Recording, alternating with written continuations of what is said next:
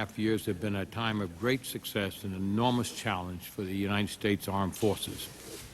The Armed Forces, the Army, Navy, and Marine Corps and Air Force, active and reserve components, have performed magnificently in the months following the attacks of September the 11th, 2001. The Constitution says that the Congress of the United States shall raise and maintain our armed forces. We're here today to get your report on the status and what we in the Congress can do to help our President and Secretary of Defense, the Chairman, and others to maintain this extraordinary force which has served America so well in the ensuing period after 9/11. Senator Levin.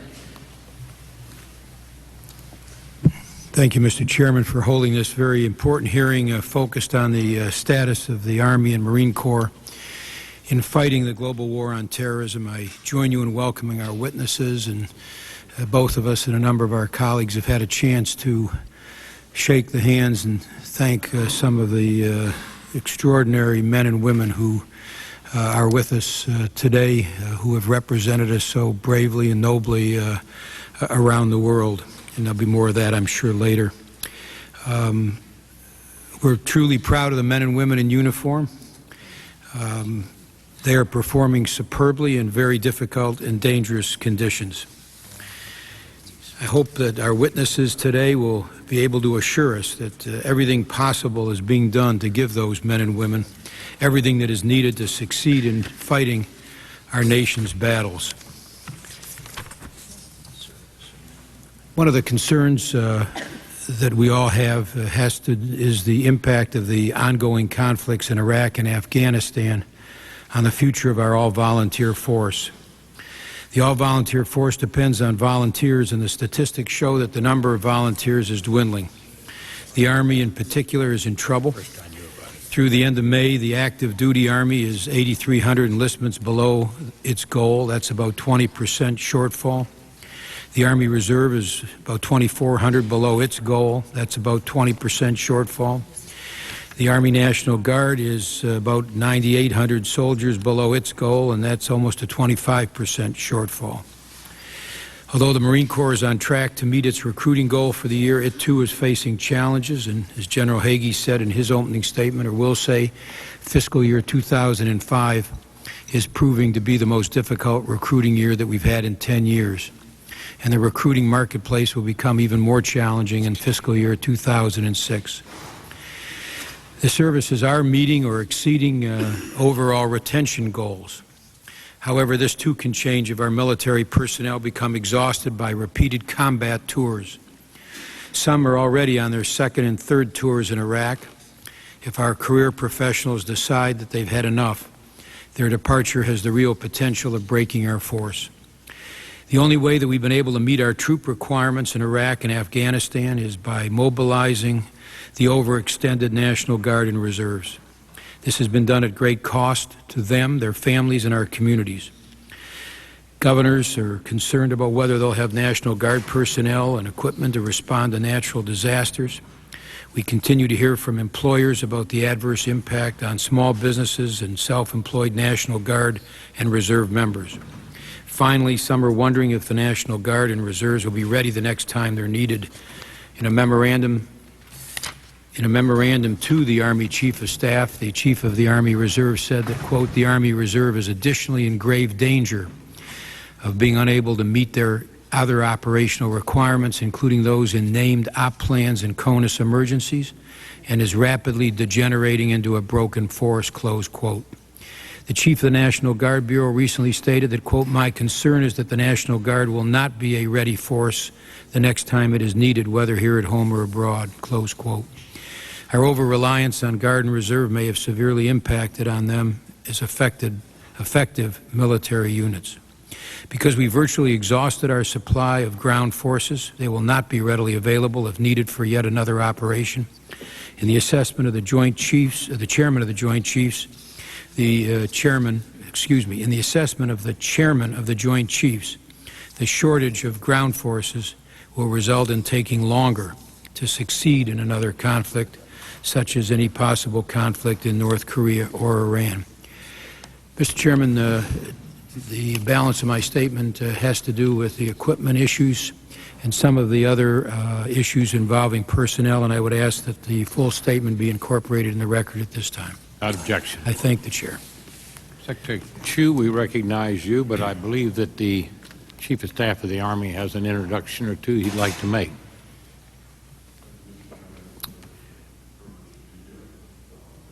I think we'd better figure out, I'm not hearing you, are you hearing me? I think so. But I said we recognize you as senior man aboard, but perhaps the Chief of Staff of the Army would like to make some introductions.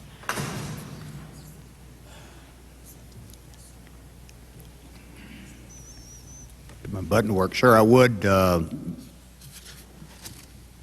was planning to do it within the opening statement, but I'll go ahead and do it right now if you'd like. Go by your plan. We'll let Secretary Chu lead off. Great.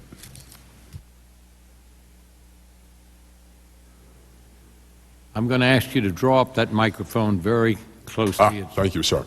That helps. Thank you, Mr. Chairman, Senator Levin, members of the committee. It's a great privilege to be here this morning. I'd like to begin by offering my thanks to our extraordinary people in uniform today. We have at this table some of the nation's most senior military leaders, and we have in our audience this morning some of the extraordinary non-commissioned officers that have been so essential to the nation's success. As members of this committee know, it's 32 years ago this summer that President Nixon returned the United States to its underlying tradition, and that is a tradition of a volunteer force. That force has performed magnificently over the last 20 years. We saw that performance in Panama over 15 years ago. We saw it in the first Persian Gulf War. We saw the protection of the Kurds during the 1990s and the enforcement of the no-fly zone in Iraq.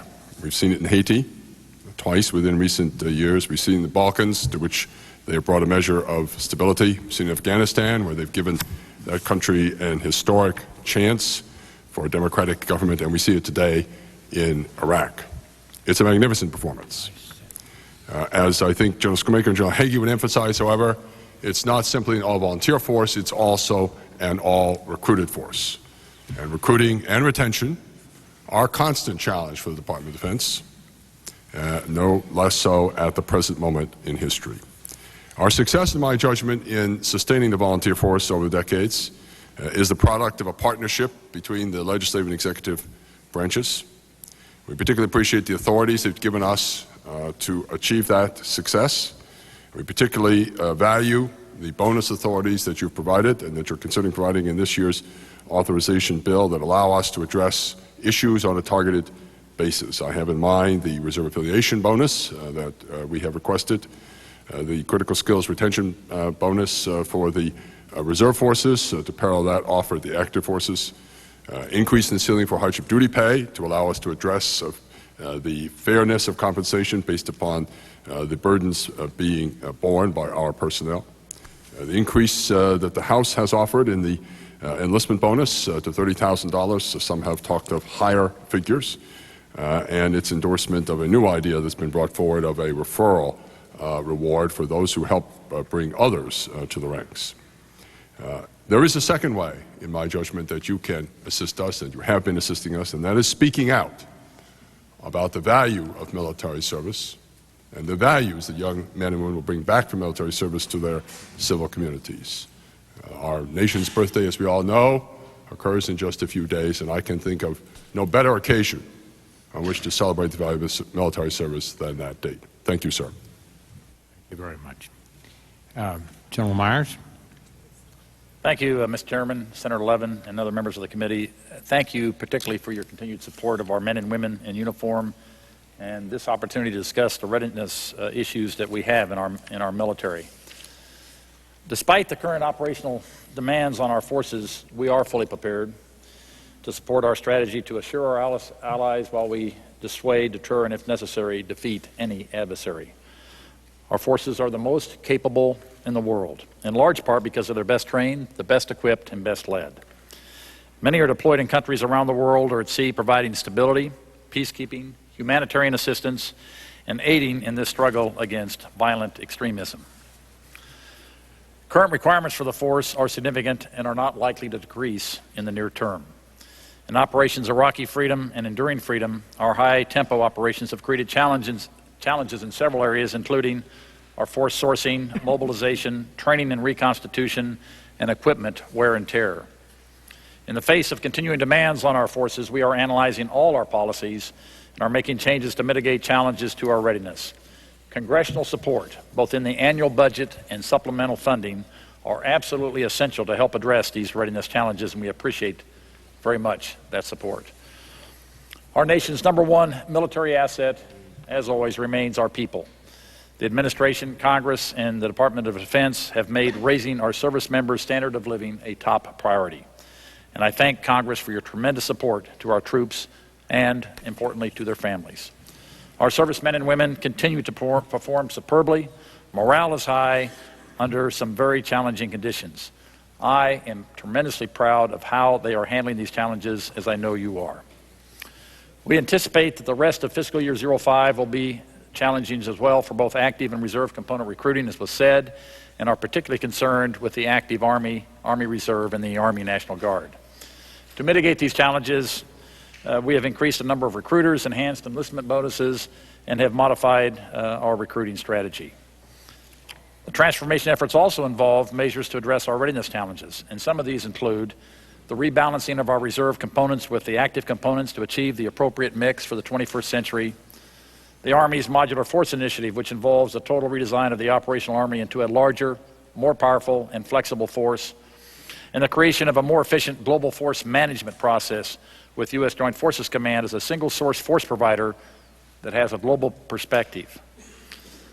I think we've made a lot of progress on our transformational efforts, and we've had some successes.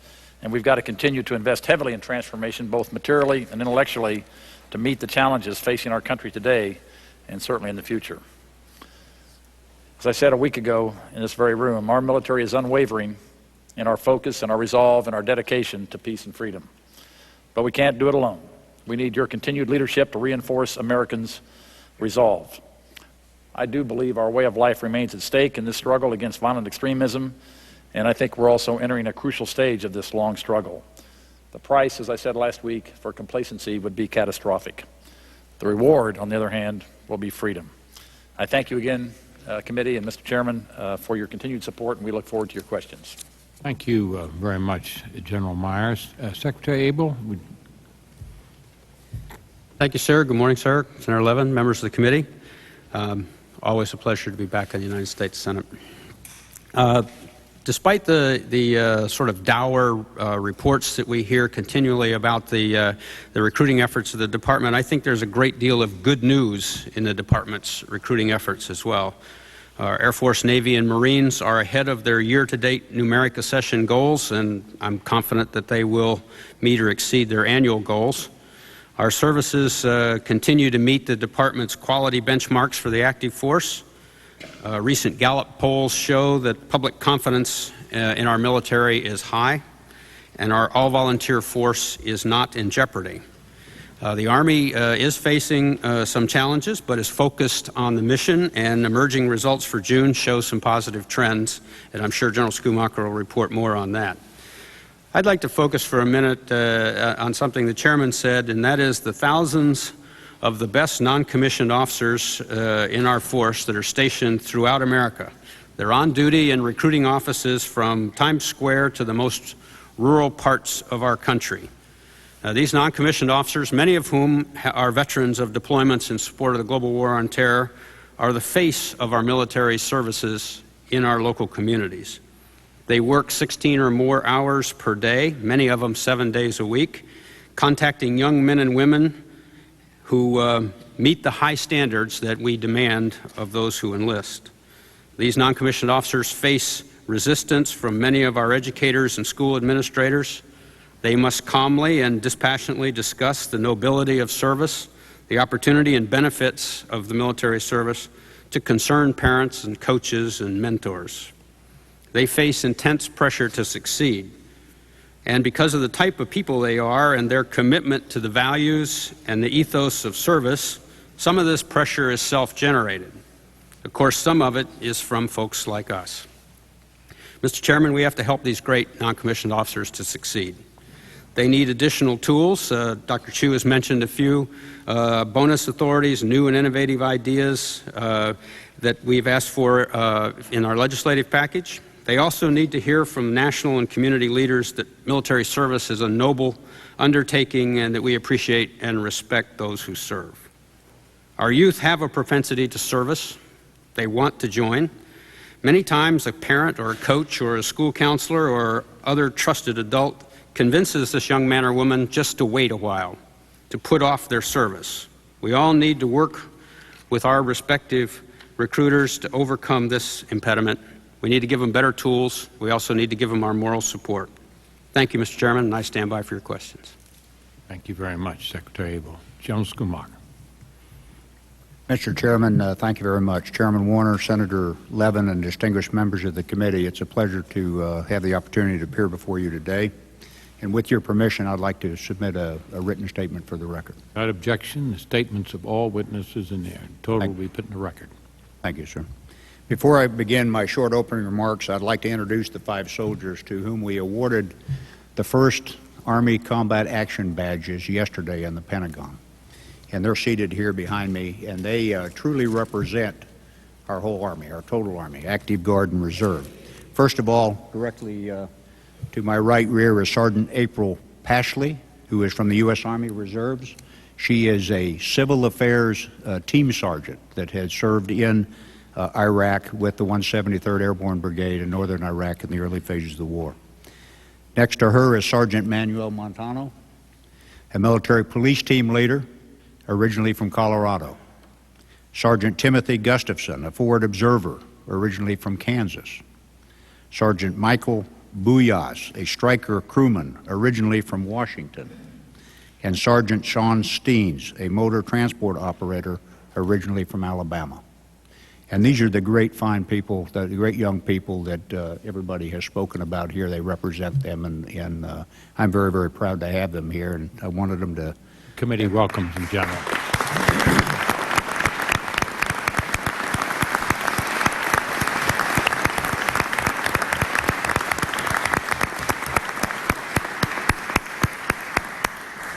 I draw your attention to the fact that minute to describe the evolution of this important designation. It originated with the Army, approved by the Secretary of Defense, and I noticed that you proudly wear the Combat Infantryman's Badge. And can you distinguish how those two awards differ? Sure, I'd be glad to. The Combat Infantryman's Badge is awarded to infantry and special forces. And the badge originated in 1942 in World War II for those that participate routinely in direct ground combat.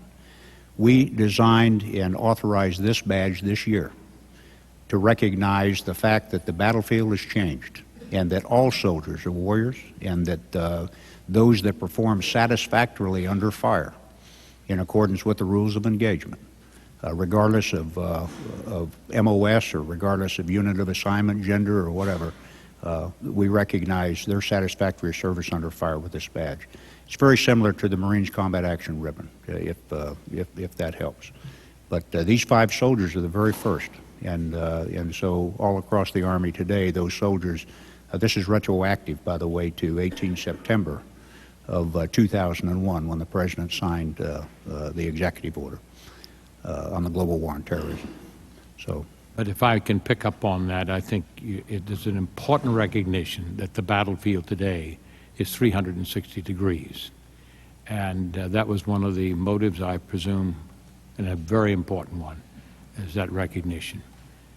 Sir, that's correct. And you will notice, if you examine closely, that 4 out of 5 of these soldiers have all been wounded in combat action.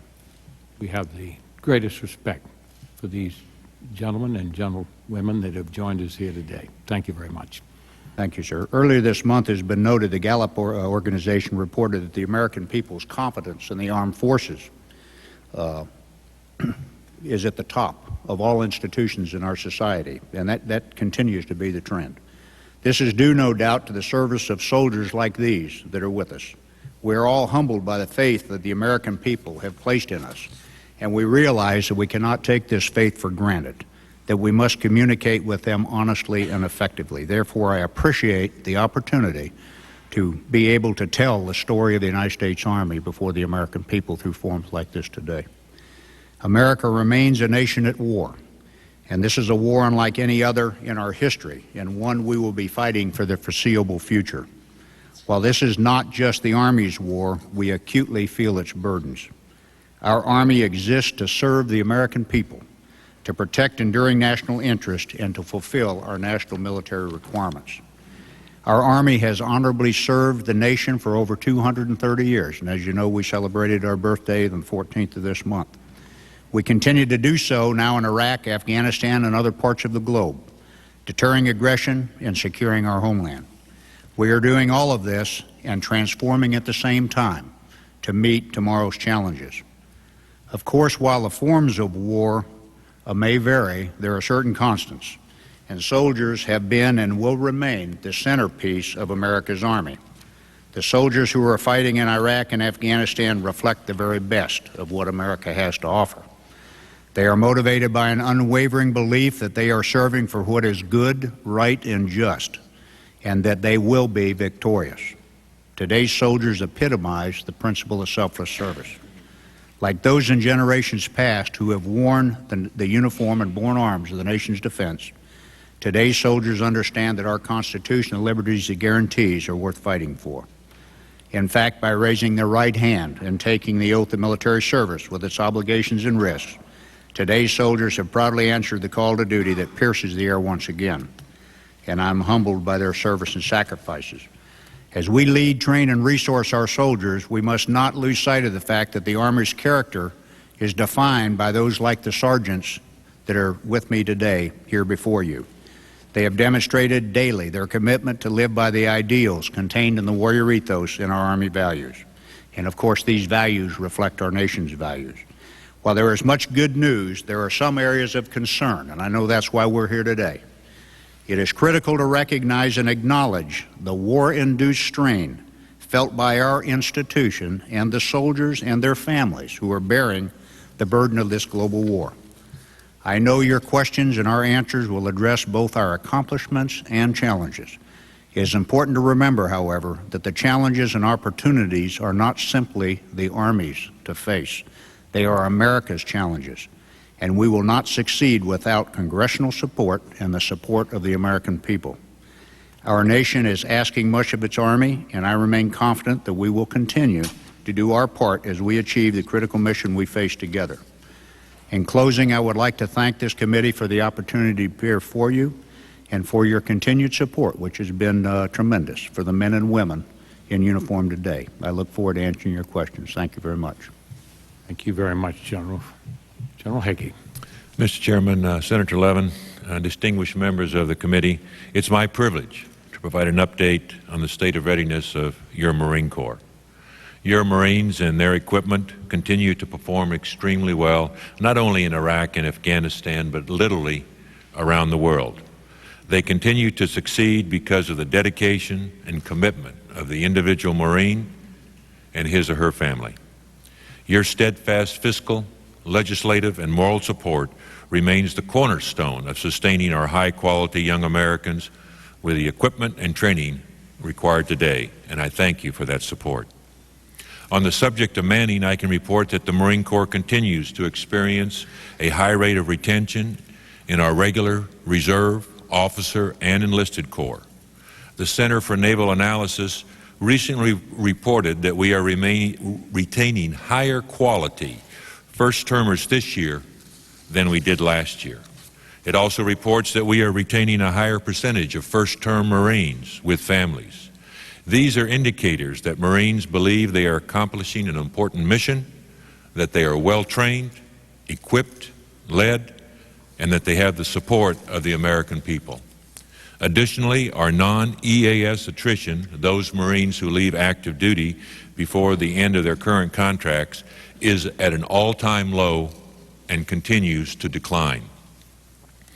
As both the Secretary and General Schoolmaker said, recruiting continues to be a challenge this year. However, thanks to significant efforts by our recruiters, we are slightly ahead of our fiscal year 05 shipping goals. number of recruits that we send to boot camp. I am confident that we will either meet or exceed that final goal by the 30th of September. The quality of individuals that we are shipping to the recruit depots remains very high. I know many of you have visited our forward deployed Marines and know from firsthand observation the professionalism, selflessness, and fortitude with which they carry out their tasks. You have also seen the wear and tear on our equipment as a result of ongoing operation. I remain in constant dialogue with our forward commanders, and although they are looking for improved technologies in some areas, they tell me that they possess the equipment they need to execute their assigned tasks. However, because of the harsh environment and high operational tempo, we are stressing and wearing out our equipment at a very high rate. Based on the request of the forward deployed commanders, we have provided them with equipment in several areas above their normal authorization. This equipment has come from some of our pre-position supplies and CONUS-based units. We have started to replace this equipment, but that effort will take time and continuing resources. We need your help to ensure we have sufficient funding to aggressively replace and reconstitute our equipment. We have provided to the committee information necessary to identify our requirements and the planned way ahead to reconstitute the force. We are going against an adaptive thinking enemy, and as the threat of improvised explosive devices has evolved, we have worked aggressively to adapt our armoring program. Our Marine Armor Kit, a bolt-on kit for the A-2 Humvee, is at full production and ahead of schedule.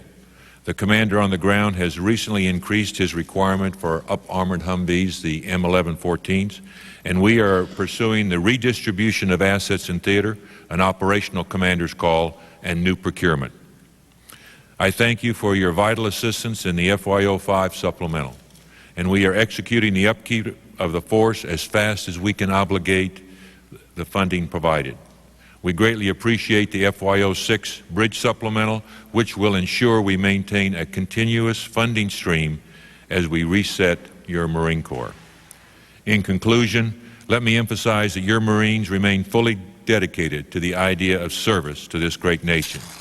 They know they are well equipped, well led, well trained, part of a great team, and have the solid backing of the Congress and the American people.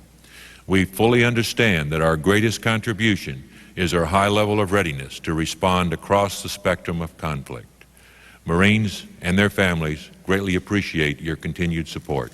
I look forward to your questions, sir. Thank you, General, and I thank all witnesses for their opening comments. We'll start a 6-minute round of questioning.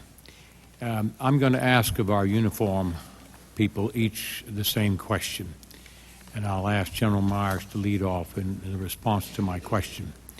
I think all of us have in our minds what is at the root cause of the fall off in recruitment. You pointed out, General Hagee, that it was a challenge, and Chief Staff of the Army, I think, was a little more specific.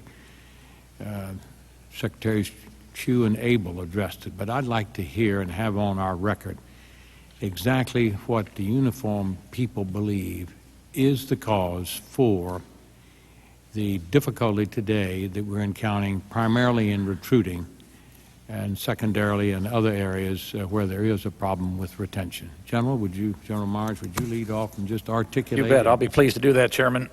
On areas of retention, I'm not aware that we have retention issues anywhere, essentially. That's the good news is Reserve, the reserves component, both Guard and Reserve, attrition is as low as it's ever been, and the retention is very high, particularly for those that have been called, mobilized, and are in the field today. I mean, if you go to most reserve units, the ones that are most disappointed are the ones that haven't been called to the fight, and that's just a fact. On recruiting, I don't think any of us have the answers.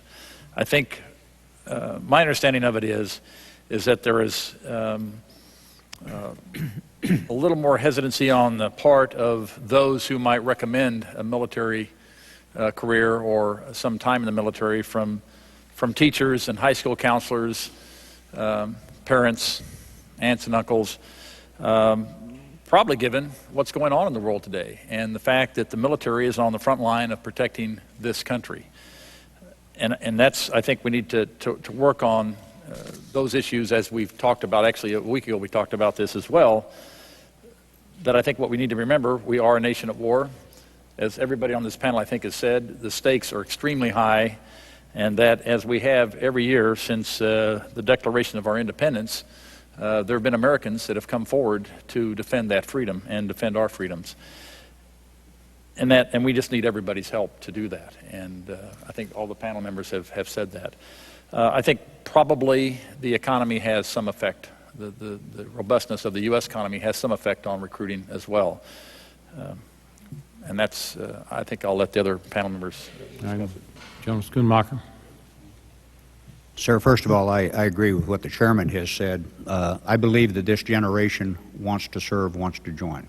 I believe we have a challenge in the people that influence this generation, their parents, their teachers, their coaches, and others in their community. I believe that we require continued call to service by people that can influence those influencers about the importance of service. Now, that's just my opinion. What I would like to do is say a couple facts as they pertain to the Army. First of all, we are trying to grow our Army because you have authorized us to grow an additional 30,000. So we have set our goals higher. To put it in perspective, the United States Army, Active Guard and Reserve, is recruiting every year more than 165,000 new soldiers. That is more than the Air Force, the Navy, and the Marine Corps recruit together. Or said another way, we are trying to recruit the entire enlisted force of the United States Marine Corps every year. Not just what they're recruiting, but their entire force. So it is a big goal and a big challenge. I agree with the chairman that from the Army's perspective, it's fact that we do not have a retention problem today. Right now, we are at 106% of our goal in the active force, 104% of our goal in the U.S. Army Reserve, and 104% of our goal in the Army National Guard in terms of retention. I think this is an indicator that those that have joined the Army find an institution with values where they can trust the people on their right and left, where they're involved in something bigger than themselves, and where they find value in service. We do not have a division organization in our Army today that is not making its retention goal. And I think that says a lot. The other fact that I will tell you, if you take a look at the demographics of our population, 17 to 24 years old, we are all competing with industry and everybody else for about 30% of the males between 17 and 24. That's about the number that are eligible to meet the quality standards of our armed forces. And that says something. It's about our education system. It's got to do with other areas of values and et cetera, you know, that you can apply against. So I think we have work to do, and that's why I say this isn't the Armed Forces challenge. This is the nation's challenge to provide this force. The last thing I will say, as you well know, those of us up here are old enough to have served in a time when this force was broken. And that was in the early 70s. So we know what a broken force looks like, and this force is not broken. This force is the best force that in my 36 years that I can ever remember. And it's certainly better than my father's 32 years of service in the Army. So I just stand on that. Well, I share that view, General. I remember so well when you and I first met in context of your being appointed and preparing for the advise and consent procedure of the Senate. You recounted your early years right there in the closing period of the Vietnam and the struggles that we had with that force, which was largely a draft-produced force. I remember vividly your stories that you told me, and you do have a corporate memory and a history that reaches well back into the draft era and now the all-volunteer force. And I respect greatly your views on that. General Hagee? Sir, I would like to align myself with the chairman and the Chief of Staff of the Army. Say just a couple of words about the Marine Corps. Like the Army, our retention is very high. Not only is our retention high, but as I mentioned in my opening statement, the quality of individual Marine that we're retaining is higher than it was, or higher than it has been over the last couple of years. And we are retaining families at a higher, Marines who are married with families at a higher rate, which all indicates to me that these Marines feel very confident in what they're doing, how they're trained, how they're led, and the quality of life that we and this committee included have been able to provide to them. As far as recruiting is concerned, I would like to add one other factor that I think is out there besides the influencers, and we have noticed the same thing. A recruiter today spends about 12 hours for each individual recruited. Before 9/11, they were spending about 4 hours for each individual recruited, and that's primarily talking with the influencers today. But even before 9/11, the propensity for individuals to join the armed forces was headed down. And I think that's primarily because parents, even grandparents today, are not that familiar with the armed forces. So in many cases, young Americans don't even consider joining the armed services. So it's really up to us, all of us, to talk about the ideal of service and the necessity in order to join the armed forces. Thank you, Sir. General. I want to quickly get in. Yes, General Myers, you wish Yes, to make one additional point? quick anecdote. We talk about recruiting, and we're primarily talking, of course, about enlisted recruiting. I think are what we normally have our statistics for. I had the privilege of being at West Point for their graduation ceremony this year, and like all academies, the classes that graduated this year are the 9/11 classes. They came in before 9/11. It happened a few months after they arrived, and then this nation went to war, and they've been at school while we're at war, and reminded from time to time that some of their classmates have been wounded or lost their lives in this conflict. Yet they stayed and they graduated. And as you shake their hands as they come across the stage, 911 of them at West Point this year. What great men and women. And if just to tag on to General Schoolmaker's remarks, you know, if you want to join an organization that is well led by those people we saw walk across that stage at West Point, and the same thing happened in Annapolis, and the same thing happened in Colorado Springs, this is a well-led organization. When I say well-led, I'm talking about people who actually do the leading in the field. It's well-led. They're motivated. There is not a better profession or more respected profession or more noble cause. I want to finish my time with this question to Dr. Chu and Mr. Abel.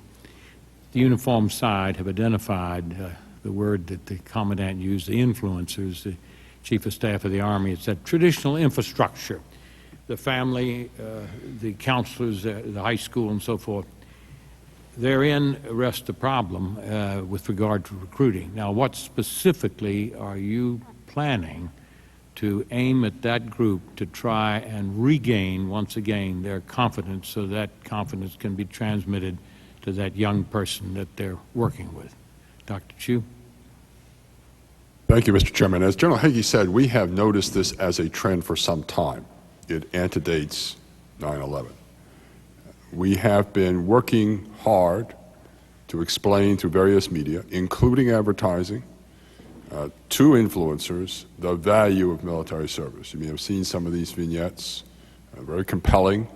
They show parents, coaches, teachers, case histories, life stories of individuals who have chosen a period of military service, whether that's brief, whether that's active or reserve, and their later civil careers, and how those civil careers have benefited from the period of military service. We think this is a very important message to give to the parents and the teachers and advisors of America. Your young person is going to return with stronger values, better preparation for life after this period of military service, whether it's 3 years or 30 years. And our challenge is to get that word out and to make that case to the nation's parents so they see this as a positive and attractive choice for the young people. Many do. Many do. And as Mr. Abel said, I think we can be sometimes too much tuned to today's news story. not to the larger picture here. Thank you. Secretary Abel. Yes, sir. This is a part of the challenge that we face that is really sort of less tangible. We have to get to these influencers and have them understand the nobility and the true nature of the service and the organizations that their young men and women will join. Like the President's speech the other night, he appealed to the American people. We need those kinds of things. We need you and your colleagues to appeal to the American people and have them understand that service is a good thing and the benefits of it, and that the young men and women, if they don't decide to stay with us, return to their communities better citizens than when they joined us. We looked at the ROTC graduations this year and tried to make sure that we had influential speakers at those graduation ceremonies. Again, to inspire the newly commissioned officers, but also to talk to the communities. They are on the college campuses, of course, so that the graduation ceremony, the commissioning ceremony, the address wasn't delivered by the lieutenant colonel or colonel that had been their teacher and mentor for 4 years, but by someone who had just come from the fields of Afghanistan or Iraq and could talk to them about what they saw and what they experienced. Mr. Secretary, I'm running over my time, Okay, so sir. I thank you, and hopefully in the course of the dialogue you can finish up. Senator Levin. Thank you, Mr. Chairman. General Schoonmaker, in your testimony, you indicated that one of the causes for the recruiting shortfalls that we have in the Army, despite extraordinary efforts, has been, I think in your words, the war-induced strain on our families and on our troops. Can you expand on that? Well, I was trying to recognize two things. First of all, the fact that there is a strain because of the extraordinary pressures as a result of war, because war is a traumatic experience for not only those that are on the battlefield, but it's also a traumatic experience for the families that are left behind, with the stresses and strains and worries and anxieties that exist, and with the absence of that family member from normal life, from the children that are going to school, from the spouse that is left behind to deal with all of the pressures that exist. My family's experienced it many times, and I've experienced it as a child with my father in World War II, Korea, and Vietnam. My senior year in high school with my father in Vietnam. This is a reality of military service, which, by the way, there are other professions that also have these kinds of separations, but they don't have the pressures and the unknown and the dangers that exist when we're at war. So that's primarily what I was talking about. I also was saying, though, that the Army isn't the only one bearing this burden. We have other services that are bearing the burden. We have other aspects of government and civil society that are bearing the burdens of this war. Thank you. We learned this morning that the active duty Army exceeded its June recruiting goal by more than 500 enlistees, and that's good news. The Army apparently recently began accepting more non-high school graduates and more recruits scoring in Category 4 on the standardized aptitude tests. Was there a larger percentage of non-high school graduates as a percentage in the June recruiting class than there was in previous ones? Sir, I don't know, and I'll have to give you the specific answer for the record, but I would like to make clear that the Department of Defense standards for recruiting is that less than 4% can be in the lowest acceptable aptitude category. Greater than 60% have to be in the upper, and greater than 90% have to be high school grads. We are far exceeding our standard right now. I mean, our attainment right now is greater than 73% against that 60% goal. But We there are was a great- change, was there not, in terms of a larger percentage within that range of non-high school graduates being accepted? I'll have to give you the answer for this month, but No, I not must, for the I month. must remember, I must remind you that it's measured against an annual goal. Right, I understand. So there may be months where you have more, but we're not going to exceed it in terms of the year. And I believe that, quite frankly, that we have not broken any of those. And I think No, If I'm confident of that. I'm sure you're still within the range, but my question was, there was a change recently where you were accepting more non-high school we graduates. have not changed the standard. Not the standard, but in terms of the percentage that have been accepted that have not graduated. I'll have to give you that for the record. All right. The General Schoolmaker, the press reports indicate that the Army is considering some unique recruiting incentives tailored to the current recruiting environment. Can you tell us what kind of new recruiting incentives that the Army is considering? Well, we've asked for a variety of changes in caps, for instance, in enlistment goals. We've raised the education dollars limits. We've targeted retention goals. We have some ideas in terms of home mortgage incentives for people, education incentives, and David, I'll have to defer to you. Well, just briefly, if you would, do some of these proposals require legislative authorization? I believe they do. All right. Which ones would require legislative authorization? Well, Just give us an example. Well, raising the cap for an enlistment goal. I think we're capped now at $20,000. Yes, sir. As you know, the current cap on enlistment bonus is $20,000. The House bill has raised it to $30,000. So some have talked about a higher number, which obviously would have its attractions. The Army has also... We're already considering those. I'm talking about new ones other than the ones already under consideration. Well, the Secretary of the Army has proposed that right now is resting for consideration at the Department of Defense on a home mortgage incentive, as an example.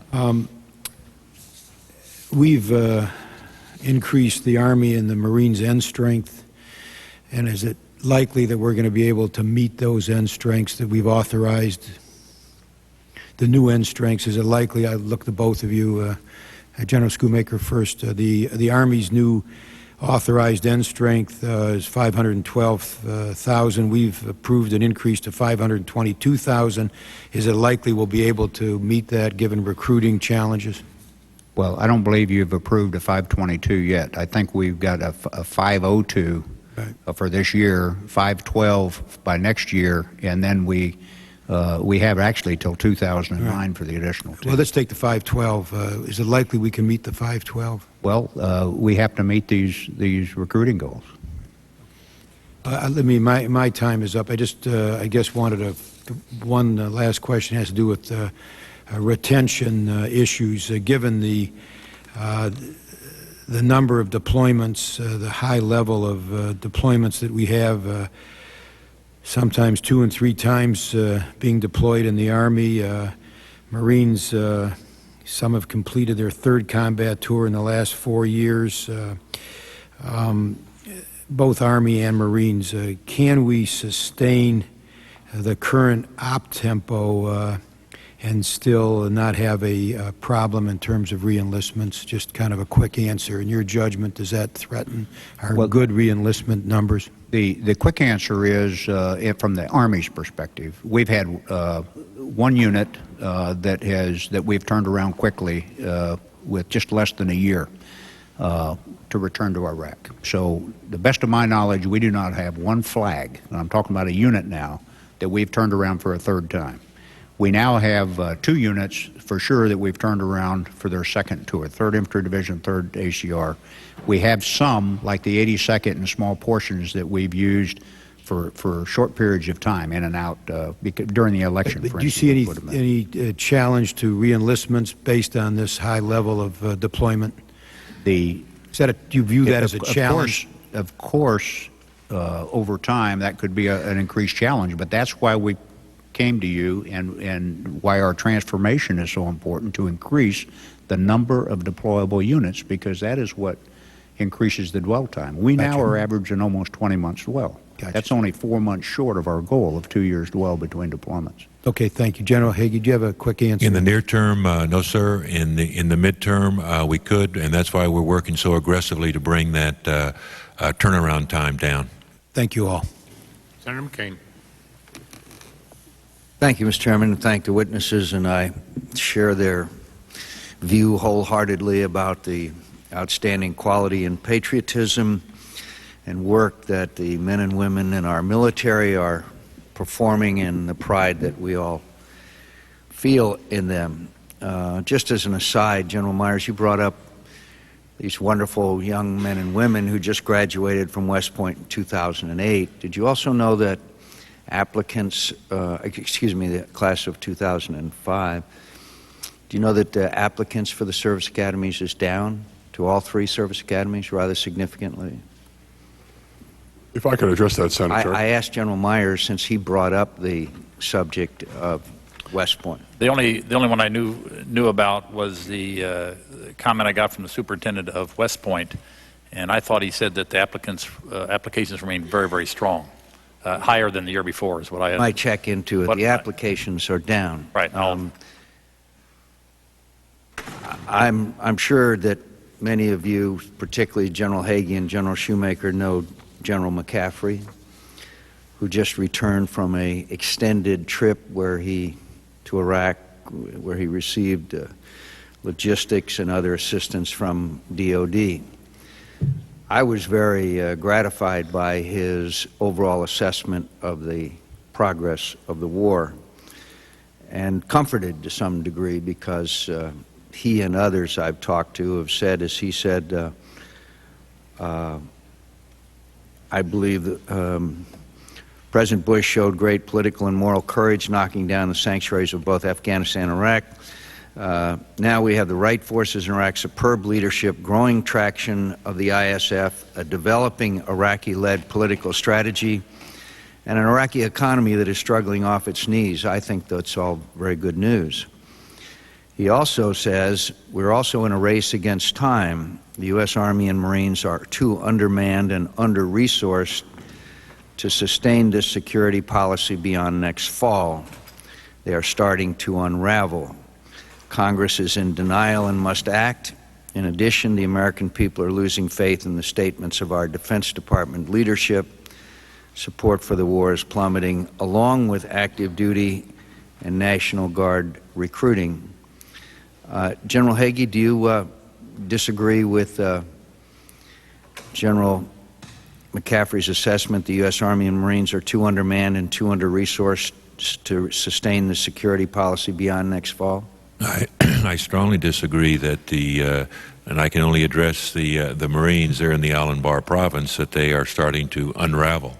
I would say that, in fact, it's just the other way. When I go over there and I talk with those Marines, they are very confident that they are accomplishing the mission.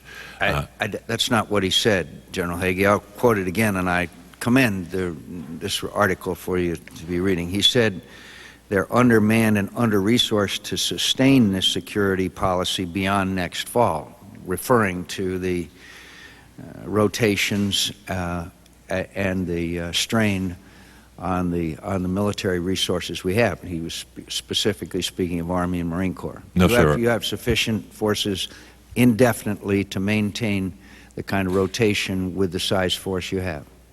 We have the sufficient forces to go through next fall. I'm not sure I would say indefinitely at this current ops tempo, sir, but talking with the commander on the ground, which I did just this morning, he is very satisfied with the forces and the equipment that he has on the ground today.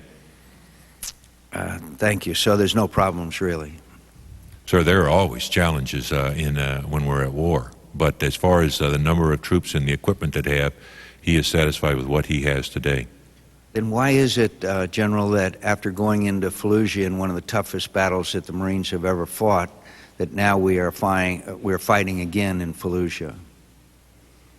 So we're not fighting in Fallujah the way we did. No, we're not, but they're back there, and they are inflicting casualties on American forces, and we see a renewal of conflict there. My point is that we go in and we do a magnificent job, then we have to withdraw because there's responsibilities and challenges in other parts of Iraq, which goes back to the fundamental disagreement that many of us have about ability to win and hold and expand rather than strike, win, and leave.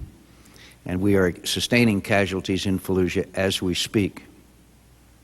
Sir, we are true. We are fighting an insurgency, an adaptive enemy, not as you know, Senator, not a squad versus squad or a platoon versus platoon.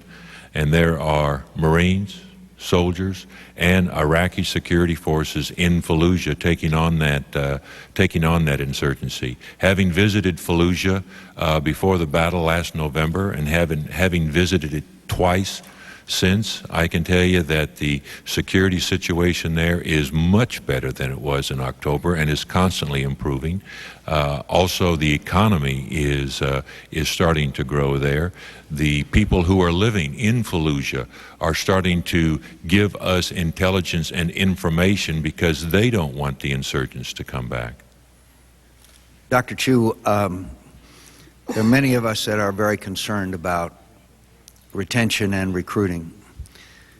And I think, again, that we are hearing from too many people in the field, from too many people that are recruiters, for too many people who are telling me that they're not staying because of the overstress on themselves and their families.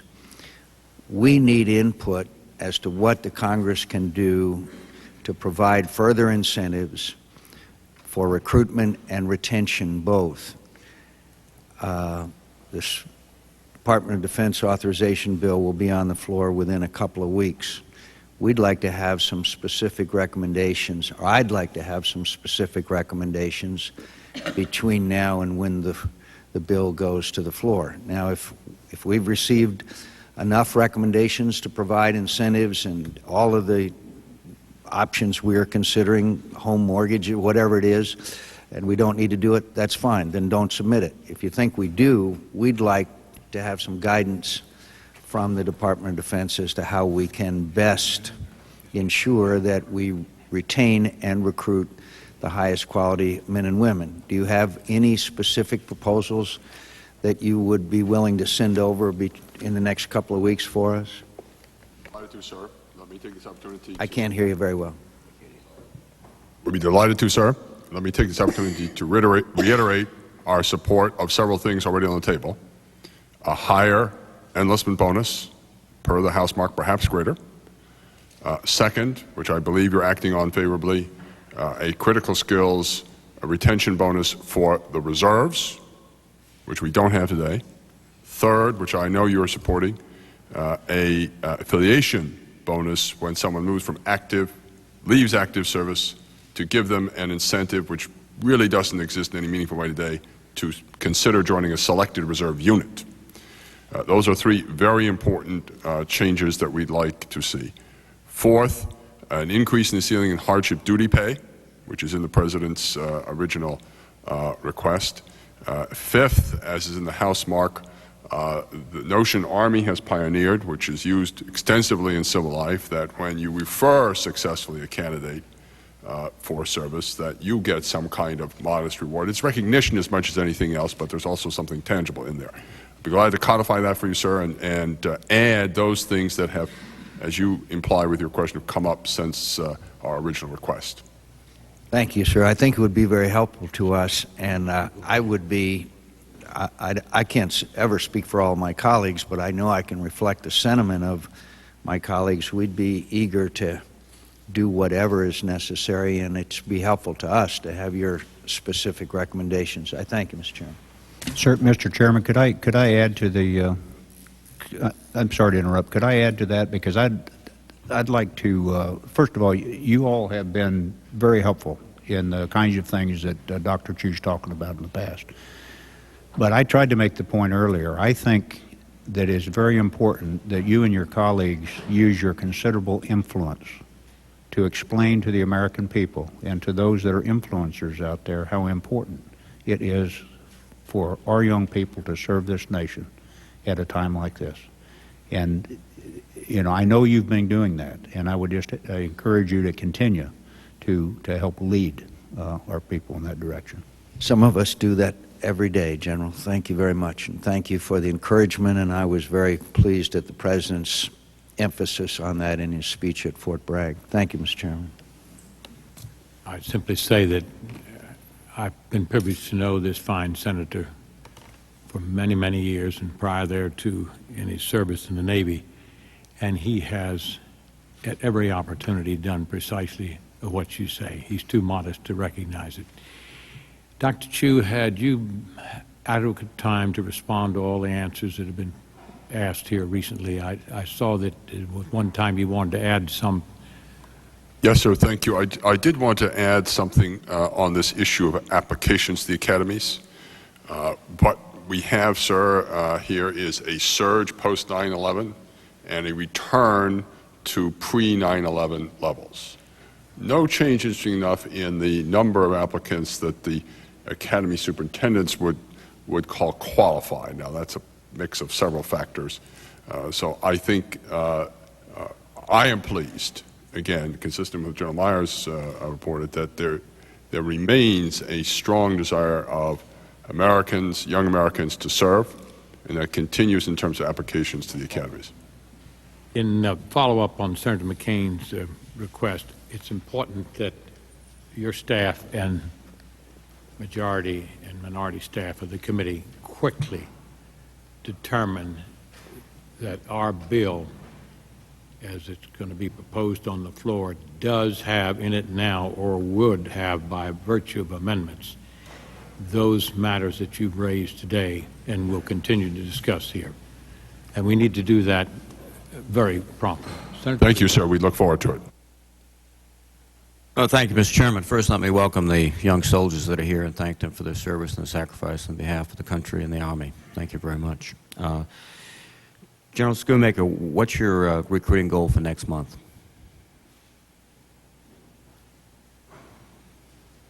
Can I give it to you for the record? I don't know it off the top of my head. Fine, sir. I guess doing the math, though, it would be considerably larger than the recruiting goal you had this month, since I think to meet your annual goal, you have to recruit at about 11,000 inductees a month from now until the end of the fiscal year. You're correct. The trend has to go up. We have to make up for what we failed to assess during the spring. First of all, I think you know that this is seasonal, and that the spring time frame has always been difficult. And we did not meet the goals that we set in the spring, even though those goals were set lower than they would during the summer period. So we will have to elevate our goals, and that's why I'm not quite sure exactly what the... Let's take a moment, Senator. I think it's important. That answer must be here in the room. Have you got it now to this first question? Well, the June goal was 7,450 active duty. What will be the July goal? What will the July goal be? I'm sorry, this is the July goal, 7,450. Well, my rough math is even if you recruit 7,000 soldiers, you'll still be short, since, and I might be wrong, is that you need to recruit about 11,000 soldiers a month for the next 3 months until the end of the fiscal year. Is that? We have to, well, this is active. Yeah. We have July, August, and September left in the year. Let me ask it another way. How many soldiers do you need to recruit before the end of this year to meet your yearly goal? Let me give the specific numbers to you for the record. No, I appreciate this, sir, because we're at about 84% of our goal right now. Right. Our goal is. But let me echo the chairman's, I think, instruction, which is that if we could get those numbers today or tomorrow, it'd be very useful. I'll give them to you before the end of the hearing. Thank you very much, sir. Thank you. Let me ask you another question, General Schoonmaker. So I'm accurate. How many brigades do you have in Iraq today, active and reserve component? Total of 17 brigades, 2 of which are Marine Corps. The remainder are Army. I'll just concentrate on the Army. You have 17. You have 15 Army brigades. That's correct. 7 of which are National Guard. Right. 15 brigades. Mm-hmm. How many brigades have you designated for the next rotation? Another Well, we're planning the same number. 15.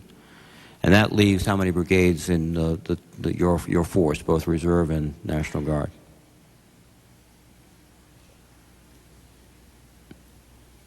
Yeah, the Guard brigades will be down. I think we're going down to 2 or 3 Guard brigades in the next rotation. No, but what I'm trying to get at is you have a certain number of brigades in country. You have a certain number of brigades that have been designated to go in country. Correct. And then you have a remaining group of brigades that are scattered throughout correct. the United States. How many brigades are those? Roughly. Well, we have 15 in there. You know, it's not, there's not a clean break between this. It's a constant flow of brigades. So we are planning for the next, for subsequent rotations, exactly what we have in there today. Okay, no, I understand that, sir. And the dwell time between those brigades is roughly 19, 20 months. So we have sufficient brigades to continue to do this, given we continue I'm just trying to get a handle. Let me, cut to the chase. Of those brigades that are not in Iraq, that are not scheduled to go to Iraq and training up for it, the remaining brigades, are they all, what is their readiness status in personnel, equipment, and training?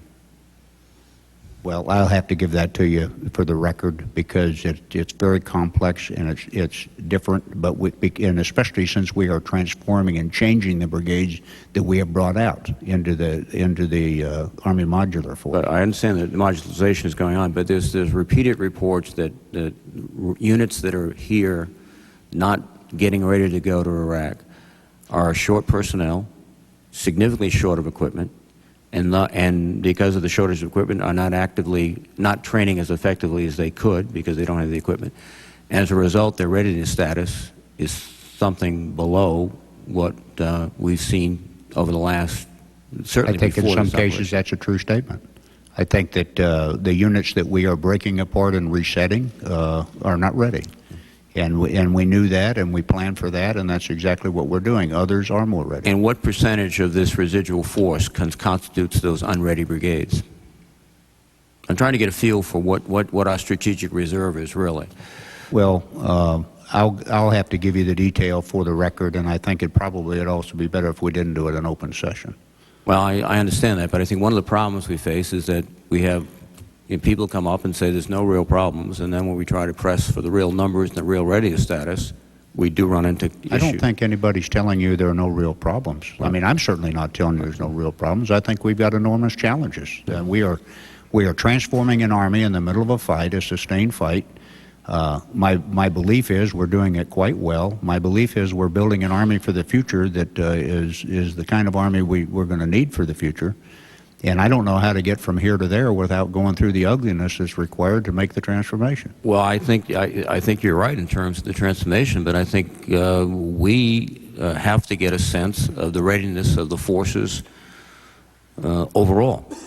The readiness of the reserve forces, because frankly, all of us have been told or have read where, particularly with the reserve component, that these forces are breaking down because they don't have equipment, they don't have all their personnel, and the training is being affected.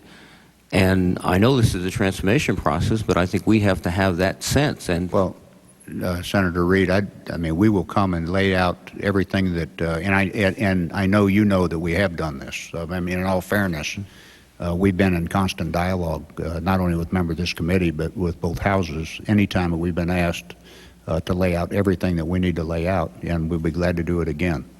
It is a moving shot group. You are right, there's a considerable amount of ugliness in here. We understood that, we planned it, and we have to do it. But I might remind you that we started this with the force that we came through the 90s with. We started with a force that already had a considerable amount of hollowness in it. We started with a force that had less than 500 up-armored Humvees in it in the entire United States Army before this whole thing started. We're now at over 38,000 up-armored vehicles, as an example. We started with a force that was short body armor. And if we had gone on the programmatic schedule that was there, it would have taken us 49 years to equip the Army with body armor. We were short crew-served weapons, night vision goggles, almost everything as you can imagine. And it's got everything to do with drawing down a force and taking a multi-billion-dollar, almost $100 billion procurement holiday in the decade of the 90s. So we're not only digging our way out of a hole from that, but we're also transforming a force to a force that's 30% larger and about 60% more ready. And Well, doesn't something have to do with our operations in Iraq? I mean, frankly, the Army went into Iraq with a lot of up-armored Humvees, and for months there was a... It went into Iraq with less than 500. That's right. And if we were not in Iraq, we'd probably have less than 500 up-armored Humvees, because the need would not have arisen. Well, if your point is that the war has helped us transform more rapidly, you're correct, because the Congress has provided us resources we didn't have before to transform. Well, I think my point, General, is that you have suggested that you inherited an Army that was in very bad shape, and you're trying to get it better. One of the major reasons why you have to acquire new up-armored Humvees, body armor, is because we've actively engaged in combat in Iraq. And frankly, the first impression of the Army was that this Humvee problem wasn't a big problem. I'll tell you that. We had an Army, and I'd like to restate what you just said. I inherited an Army that was designed to do something different than we're doing today. It was designed for the Cold War kind of conflict. It was designed to be filled out once the, we took risk because everybody thought there was going to be You used the term a hollow Army before you took charge. Well, it was certainly more hollow than it is today. General, you're switching from a hollow Army to a Cold War Army to everything else. What I asked simply was to tell me how ready your Army is for contingencies other than our Army is much readier than it was. There is considerable turbulence in it because we are transforming it, but I'll tell you, we have a combat experienced Army, and we have an Army that is rapidly every day becoming more capable to do what we're going to have to do for the 21st century. And I know no way to pole vault over all of this that we have to do to get there. Well, General, I look forward to your specifics about the readiness of the forces that you have. Thank you, Mr. Chairman. Thank you, Senator. Mr. Chairman, just to answer Senator Reid, one part of that question, which is on the readiness, Title 10 requires the chairman to submit a strategic risk assessment every year, and that was submitted, I think, in April to the Congress. I might be off on the month, but it was submitted. It contains a lot of that information, and I assume you've read that. It's classified, of course. It was a product of the Joint Chiefs of Staff. It's the chairman's assessment. Of course, you rely on the service chiefs for their input and the combatant commands, for that matter. So that goes a long way to explaining what we can do, and it's the backdrop and the foundation for the statements I make about our readiness to take on other challenges. If you want to break it down by service in more detail, you'd have to go to the Army to do that. Well, Mr. Chairman, if I may, I understand from the public reports of your report that for the first time, and you've issued the reports over the last several years, you've indicated some concern about our ability to respond in a timely fashion. And if that's correct, then how do you square it with General Schoonmaker's remarks that the forces are better now than they were several years ago? Let me say, Senator, it's an important question, and I would like to have the Chief respond to it on the record. We have quite a few members waiting for their question period. So thank you for the echo chamber. But anyway, Senator Inhofe, we're doing the best we can here to operate a hearing. I'll do that, Mr. Chairman. Thank you, Mr. Chairman. Following General Schoonmaker, along this transformation thing, we've been living through this. I think when Senator Akaka and I started the Army Caucus, that was our main thrust, the thing that we talked about, and you and I have talked about it, and General Shinseki, that goes back to two of your predecessors, and the Army is trying to modularize, modernize, recapitalize, reorganize, and all of this. At the same time, we're in the middle of prosecuting a war. And I've got a concern that as we focus on our current force, we lose focus on the future. The Army's already canceled over 29 systems in the last 4 or 5 years, leaving them with only one major system for the future, the FCS. And we're all very excited about the FCS. We want to see it coming. We know it's lighter, faster. We know it meets the needs as we think they're going to be needed in the future.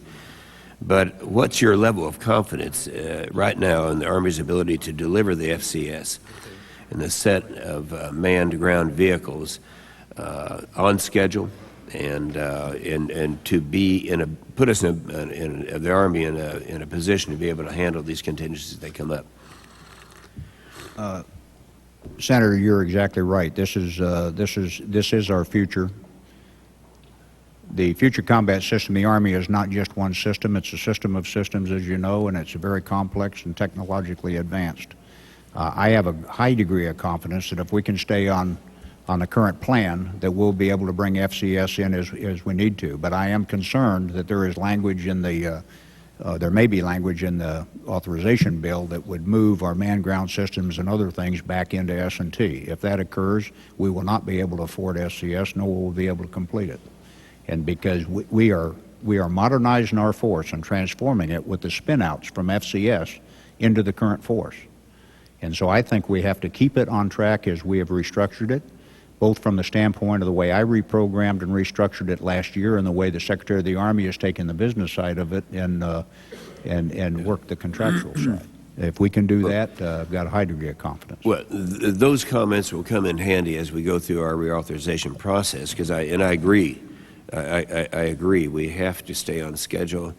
I mean, we would never have guessed 10 years ago what our needs would be today, but we have a pretty good idea where we're going, and I think there's a general agreement, but I worry that we're going to slide on this thing, and so I appreciate your comments. And let me, while we're talking, compliment you on your courage to admit that we started off in a real serious problem after the 90s. There are two problems in the 90s. One was the deterioration in the military. The other was what happened during to our modernization program. And I remember when General Jumper back in 1998 stood up and said, now the prospective enemies have a better strike vehicle than our F-15 or F-16, talking about the Su-30s that were being sold at that time to China and other countries. And so I'm glad that you are stating that this came along at a time when there was hollowness in the force. We know that. We know it's true. Nobody says it, so I compliment you on saying it. Now let me get into something else. Admiral Tom Hall was from Oklahoma, and he's now kind of running the Guard and Reserve. He was in my office this week, and we talked about how things have changed. He said, and these are his quote now, he said, "You recruit a soldier and you retain a family." And he talked about the big problem that they're having right now. This is the Guard and Reserve, and I don't want you folks to imply there is no problem in recruiting, where we are having a problem. But in his estimation is something that I have believed for a long time. One of the problems you're having is the family is involved in not encouraging their young people to get into the military, because of all the negative media that's out there. And I applaud a guy that I went over to see. I was so impressed with Lieutenant Colonel Tim Ryan and his courage to stand up and tell the truth that I went over to Iraq just to talk to him. He said, now listen to this, "All right, I've had enough. I'm tired of reading distorted and glossy, exaggerated stories from major news organizations about the failures in the war in Iraq. The inaccurate picture they paint has distorted the world view of the daily realities in Iraq. The result is a further erosion of international support for the United States efforts there, and a strengthening of the insurgents' resolve and recruiting efforts while weakening our own. Through their incomplete, uninformed, and unbalanced reporting, many members of the media covering the war in Iraq are aiding and abetting the enemy." He finished this one statement by saying, and this is really important, he said, "The key to the enemy's success is use of his limited assets to gain the greatest influence over the masses. The media serves as a glass through which a relatively small event can be magnified to international proportions, and the enemy is exploiting this with incredible ease. There is not good news to counteract the bad. So the enemy scores a victory almost every day." You know, I was very proud of him. And as I go over there, and I've been over there many times now, the first thing that is said to me by the troops, these are Marines and Army, is why is it that they don't like us? And they're talking about the media. Why is it that people back home don't have a clear picture of our successes? If we could just have the picture of these guys as in Fallujah.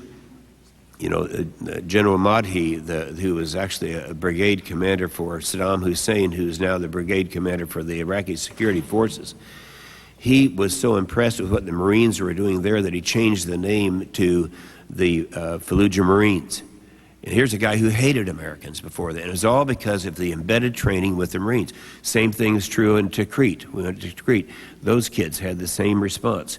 They said, so this, I know, is having a negative effect on our ability to recruit. And if any of the three of you uniformed officers would respond to that, I would appreciate it. Well, I will respond first because I personally second what Colonel Ryan's saying, and I think that those views are broadly held across our Army. And it is routinely stated by those that come home, on leave or otherwise, that they can't believe the difference in what they know is going on over there and what people here are being told. Thank you. I align myself with the Chief Staff of the Army on that, sir. Absolutely correct. All right. Thank you very much, General. And Senator Inhofe, yes, General. I think, of course, I align myself with the two service chiefs.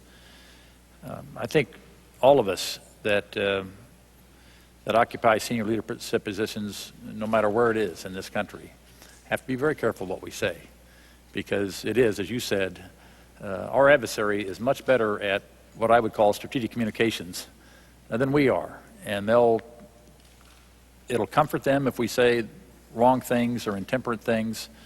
It certainly confuses our troops, and you hear it all the time. And it's demoralizing to folks that have been sent over to do a job or doing a darn good job, and to hear comments that somehow besmirches either their integrity or the nobility of what they're doing. And it is not helpful. It's very, very harmful, particularly Well, it's very harmful also when we have members of the United States Senate saying things that are critical, because that ends up on that is used in their propaganda machine.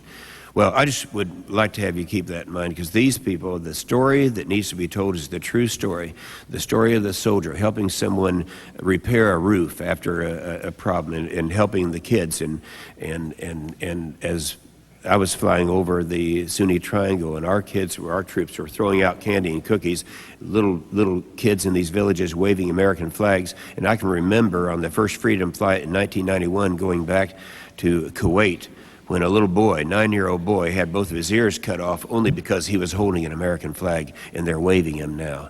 That story has to be told. Thank you, Mr. Chairman. Mr. Roberts. Thank you, Mr. Chairman. And gentlemen, thank you for being here today and for your service to the country, and your dedication is appreciated. And to our warfighters that you have introduced, General Schoonmaker, bless your heart, and thank you very much for your service. Return with me now to those not-so-thrilling days of yesteryear, of about 5 years ago, to the issue of hollowness. And I can remember very well at that particular time that this committee was holding a hearing, and we had the Joint Chiefs here.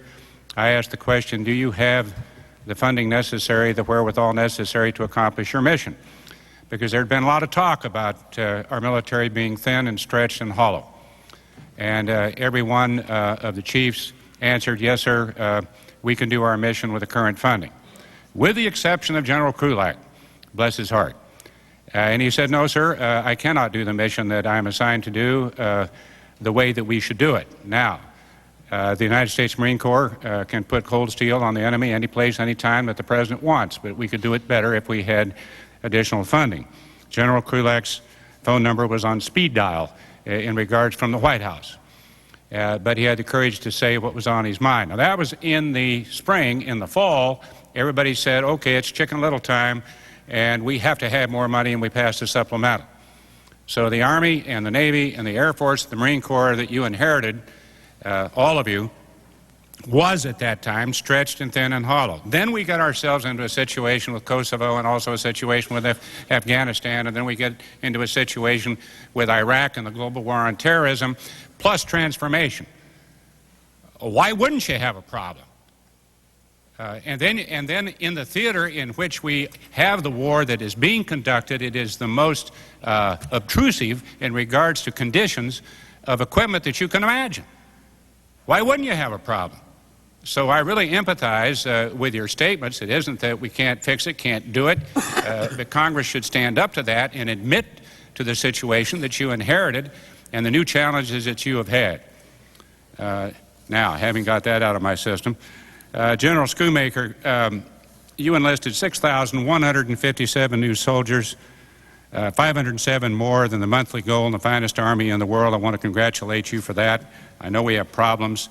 And you also said that our retention numbers also remain high. And General Hagee, you said the same thing on that. That doesn't mean that we don't have problems on down the road, but basically I agree with Senator Inhofe. I mean, with the deluge of negative news that we get daily, it's just amazing to me that anybody would want to sign up. Now, I can recount back in the dark ages when I joined the Marine Corps.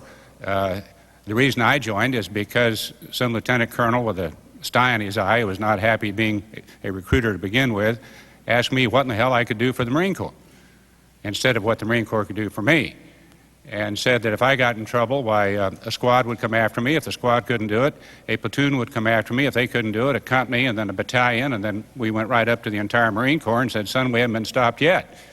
I raised my right hand. And I think that there is still that kind of service-induced, hopefully, patriotism that exists out there, and I think as we stabilize Iraq, well, that will take care of itself. I was out at Fort Riley this past weekend when a battalion came back, and there were 12 Purple Hearts, 3 Bronze Stars. I went over, shook their hand. I said, thank you very much in behalf of the Senate Armed Services Committee, and I mentioned your name, Mr. Chairman, and those of us on the committee, and I said, in the Congress of the United States. Last gentleman who had 2 Purple Hearts looked at me and he said, what in Lord's name is going on in the Congress with all these negative comments? Everything that we say has a bearing in regards to our adversaries and also the morale of our troops. And I think we have to be very careful in regards to what we say. Now, I made a speech, and so I'll probably run out of time for my question. But yesterday, General Pace said during his nomination hearing, and by the way, he did a great job, and by the way, he does happen to be the first Marine to be the chairman of the Joint Chiefs and follows an outstanding chairman of the Joint Chief who just happens to be a Kansan. At any rate, General Pace said this: it's going to take us 2 years in depot repair and maintenance to get back to the place that we should be if in fact we faced a threat, a serious threat, in someplace else around the world. And that's, I think, what worries this committee, that we're wearing out our equipment. I'm not sure we're wearing out our troops. They still remain committed. I know it's a very tough challenge. But is that about your estimate of where we are? I would ask probably Secretary Chu and also General Myers to comment on that in regards to the time it will take to repair and to basically get re-geared, if that's the proper word for it, to fight another major battle if we have to, once we are successful in regards to the Mideast. It is, sir, a matter of constant attention. It does take time. Some of the time is the physical limit required to effect the repairs. But there's another element that ties in with General Schoonmaker's comments on transformation. We are changing the equipment that units have. And so in many cases we have decided we'd rather wait for the new equipment and structure the unit along the new lines than expend the taxpayers' resources on something we are not going to keep for the long run. Now, there's some risk taken there. There's a balance. There's an issue of how best to do that. It will take time. It does not mean that the United States cannot meet its military needs. We can. Joe Myers? Senator Roberts, you're right. The equipment is we're wearing out our equipment pretty fast. And as Secretary Chu said, there's a big lag time, whether it's depot repair or whether it's new production. And so the supplemental funding that we got this year in 2005, absolutely essential, and it started to right this problem. But a lot of that we're not going to see for a year or in some cases 2 years. So General Pace was absolutely right. But the fact remains that, as I said in my strategic risk assessment earlier, that we have the equipment to do what we're doing and fulfill our national security strategy, which is to conduct another operation. We can do what we need to do with the equipment we have. But we've got to stay at this procurement and this repair cycle. This is, if I were going to focus somewhere, that's where I'd focus. That's very, very important. We've already talked about the procurement holiday that we all know we took in the last century. And we're coming out of that holiday, but the accounts that are first to support other needs are the procurement accounts. It's always where we go in the Department of Defense when we need to do other things like operations.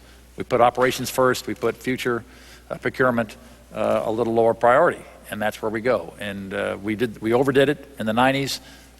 We're coming out of that now. We're, in my estimation, almost well, but not quite well. I thank you all. My time is up, and I thank you for yours. The distinguished chairman of the Intelligence Committee for his participation this morning, as always. Senator Dole. Gentlemen, I'm concerned about post-traumatic stress disorder in our service members and the stress on families associated with the long deployments. In the Red Cross, we stood up a program with regard to mental health counseling for those who've experienced emotional trauma because of disasters. And of course, through our Armed Forces Emergency Services, the Red Cross has provided counseling for families since World War II. General Hagee, in your submitted opening statement, you mentioned your operational stress program, where you have mental health professionals at aid stations. And I'd be interested in hearing how you think that program is working, how effective you feel it has been, and General Schoonmaker, whether the Army has a similar program. Let me also mention that Veterans Affairs published a study. This was March 31st, New England Journal of Medicine, and it reported that 17% of Marines and soldiers reported early symptoms of depression, anxiety, or post-traumatic stress disorder. But of those service members, only 40% sought any sort of mental health care. So I'd also be interested in hearing from all of you what's being done to get these troops to seek and to receive the kind of mental care that they may well need. A lot of questions in one here, but General Hagee, if you could begin, and General Schoonmaker, and then I'd like to hear from all of you on that second part. Yes, Senator, thank you very much for that very important question. I don't believe that there's any one program that will solve this particular issue. First, I believe that every single individual is affected by combat. Right. In one way or the other. Some are affected more than others. And the operational stress control and readiness program that you talked about, where we put a trained individual with a psychiatrist down at the battalion level, is just one part of an overarching program that we have. We spend a great deal of time before the unit leaves talking about the stress that they will realize when they're overseas, when they're in combat. We have programs while they are there.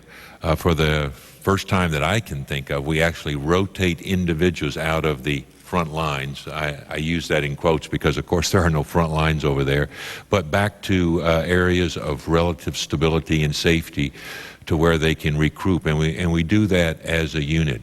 We stress the fact that everyone is affected by combat, and that if you feel stress, that you should come forward and look for help. As the unit gets ready to, I'm being attacked here. As the unit gets ready to come home, we spend time with the individual Marine talking about what he has seen or what she has seen there, and what the reunion is going to be like. On the other end, we spend a great deal of time with the families talking about the same thing before they come back. Then after the reunion, we actually have stand downs by battalion, where everyone has to participate in the program, once again underlining the fact that there's nothing wrong with feeling this stress, and most importantly, providing points of contacts and references where they can go, people with whom they can talk if they feel this stress. The plan is to continue that, not just after they come back, but this has to be an ongoing process, because you never know when these symptoms might develop. General Schoonmaker? Well, I align myself totally with the Commandant and what he said, and I just add, maybe put a little perspective on it from the standpoint of the Army. We deal with it. First of all, everybody is affected by combat. Anybody that denies that is truly in denial. So we're trying to deal with it before the fact, during now our workups and our training in terms of heightening people's awareness to the fact that they will be dealing with things that it is important to deal with realistically and directly. Secondly, while in theater, we have formal combat stress teams now that every time that, let's say, a unit experiences traumatic situation where we can directly intervene and start that process there. Upon return, during the reintegration process, we have formal reintegration process, and I'm personally encouraged by the fact that we're having more and more people that are willing to come forward and get help and treatment, regardless of rank. And we're seeing some considerable success in the people that do participate, whether it be in personal counseling through the variety of resources that are available, or in marriage counseling, for instance, on reintegrating with the family or with a spouse when they return. And then, of course, we're having, with those that do have continuing problems, we have continued contact and follow-up. So I think we're approaching this very comprehensively. It would be fair to say that we continue to learn as we go on this, and we continue to adapt as we find necessary. But I think it's a good news story. Senator Dole, if I might add, yes. I'd like to pick up on a point that General Schoonmaker touched on, which is leadership of the units. What's given a little less attention in that New England Journal article is the reality. There's a background level of some of these issues in any community of individuals. What's striking to me is how little these stress indicators change. They do go up post-deployment, but given what these troops have sustained, I think it's a great tribute to the leadership of the non-commissioned officers, commissioned officers of our forces, that we've seen such a modest rise. Nonetheless, every returning individual, as General Hagee and General Schoonmaker have described, receives an evaluation on this issue and other health issues. We recognize that post-traumatic stress disorder, as you know well, often does not show up right away.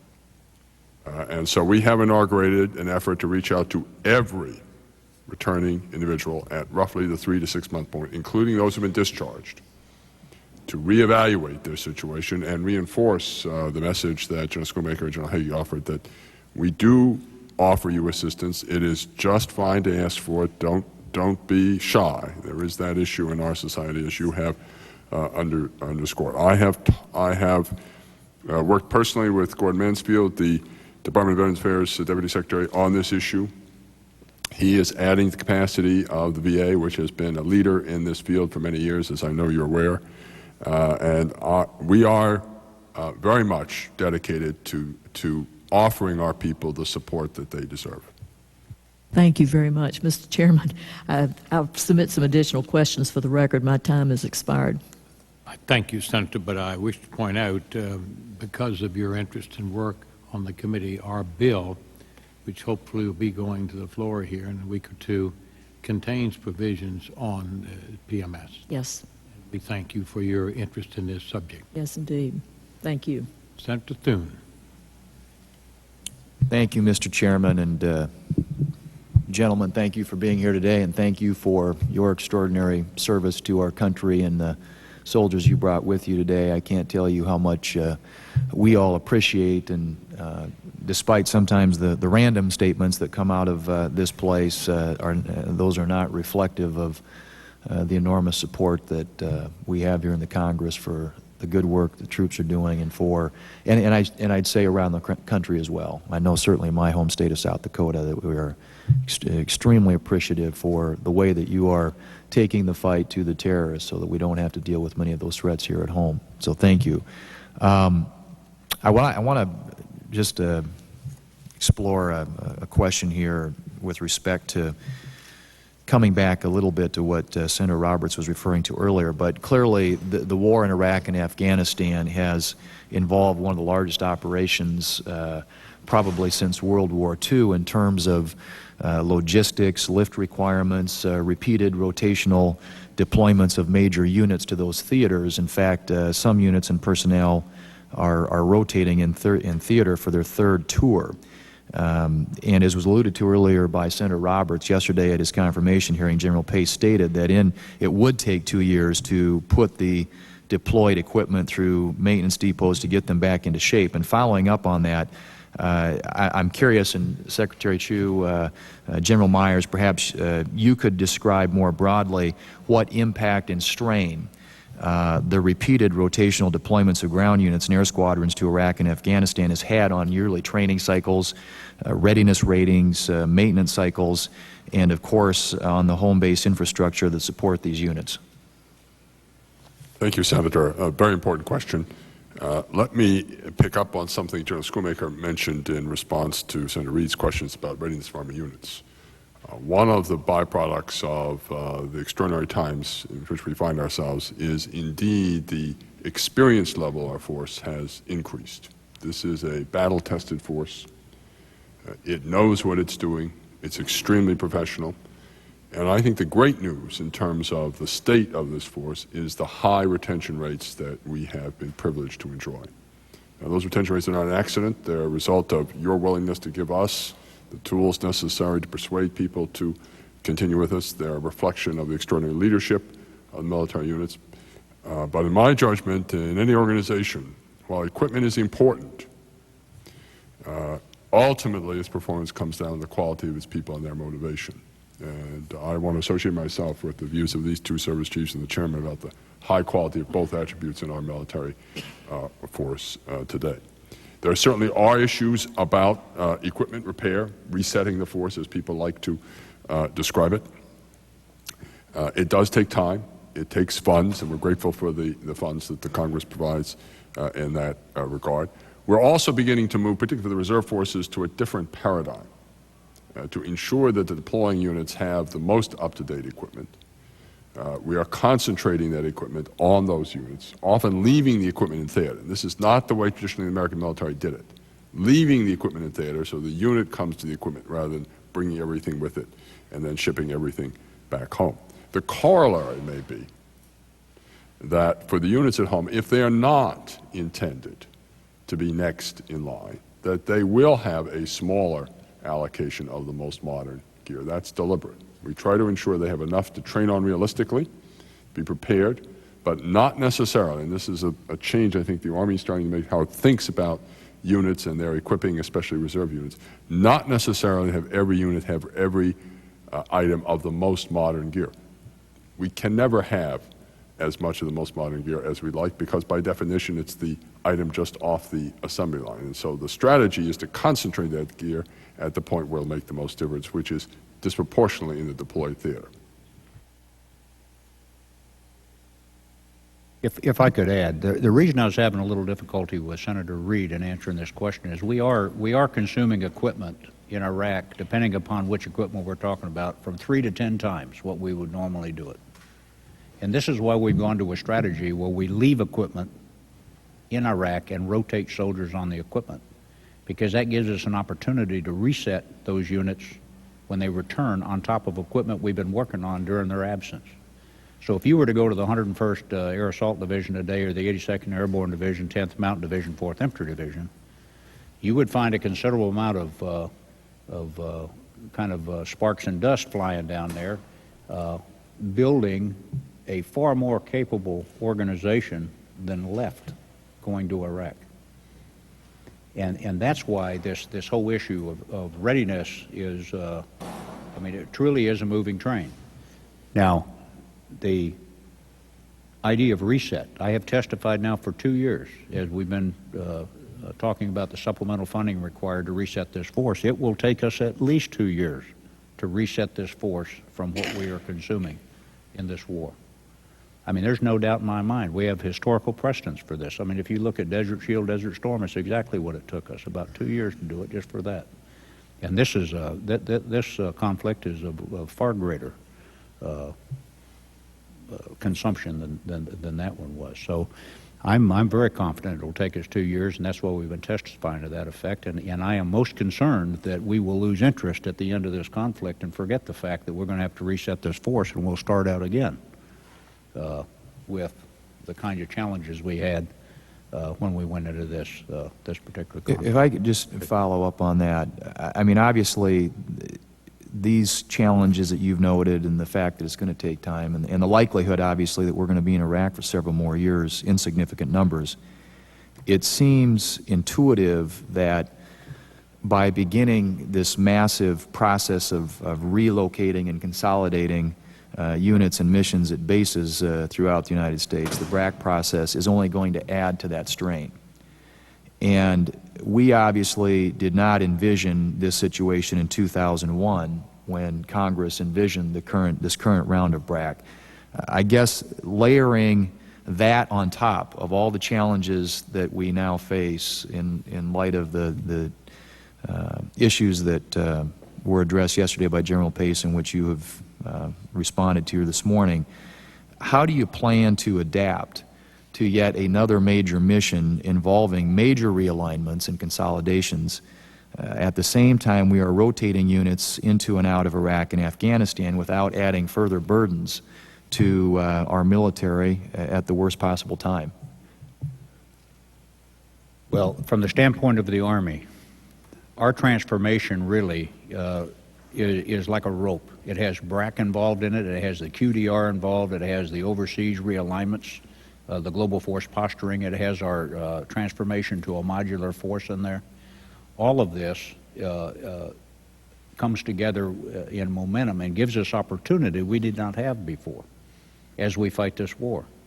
It's one of the few silver linings in the cloud of having to be at war, is the fact that it gives us opportunity to take advantage of the velocity and the momentum you gain as you reset the force, to reset it the way you want it to be in the future. And that's what we're doing. So part of the ugliness that we've been discussing here is the fact that, we started with 3 armies. We had the Army of the Cold War, that we were organizing to go fight the war in Iraq and Afghanistan, that we come back and reset to the Army of the future. So there are 3 different armies going on at the same time, and when this is over, we should all be reset forward to the kind of Army that's more relevant 21st century. And I'll just give you a real quick example. 507th Maintenance Company, that everybody remembers, Jessica Lynch, was not trained to be in the situation they were in, was not equipped to be there.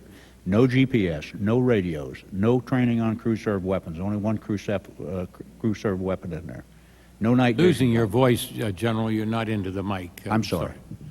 507th Maintenance Company, Jessica Lynch, found itself in contact with the enemy. No radios, no night vision goggles, one crew-served weapon, no training on the kinds of situation they found themselves in, because they were organized for a Cold War battlefield that was echelon, that they were not supposed to be placed in that position. And that's what I was trying to say here. It's not that the Army was hollow to the total extent. It was because it was organized for a different kind of fight. And it was hollow at the same time. And so now we're trying to overcome both the hollowness and the transformation for the kind of world that we have now in the 21st century. Realigning, global force reposturing, transforming, and fighting a war. And we're doing this very, very well. I mean, it is extraordinary, and it's because of these soldiers. And because of the support that Congress has given us. Well, and I ought to be damn disagree happy about the way I things think are that going. the resources the Congress has provided have certainly helped, and we are a masterful job of fighting the war.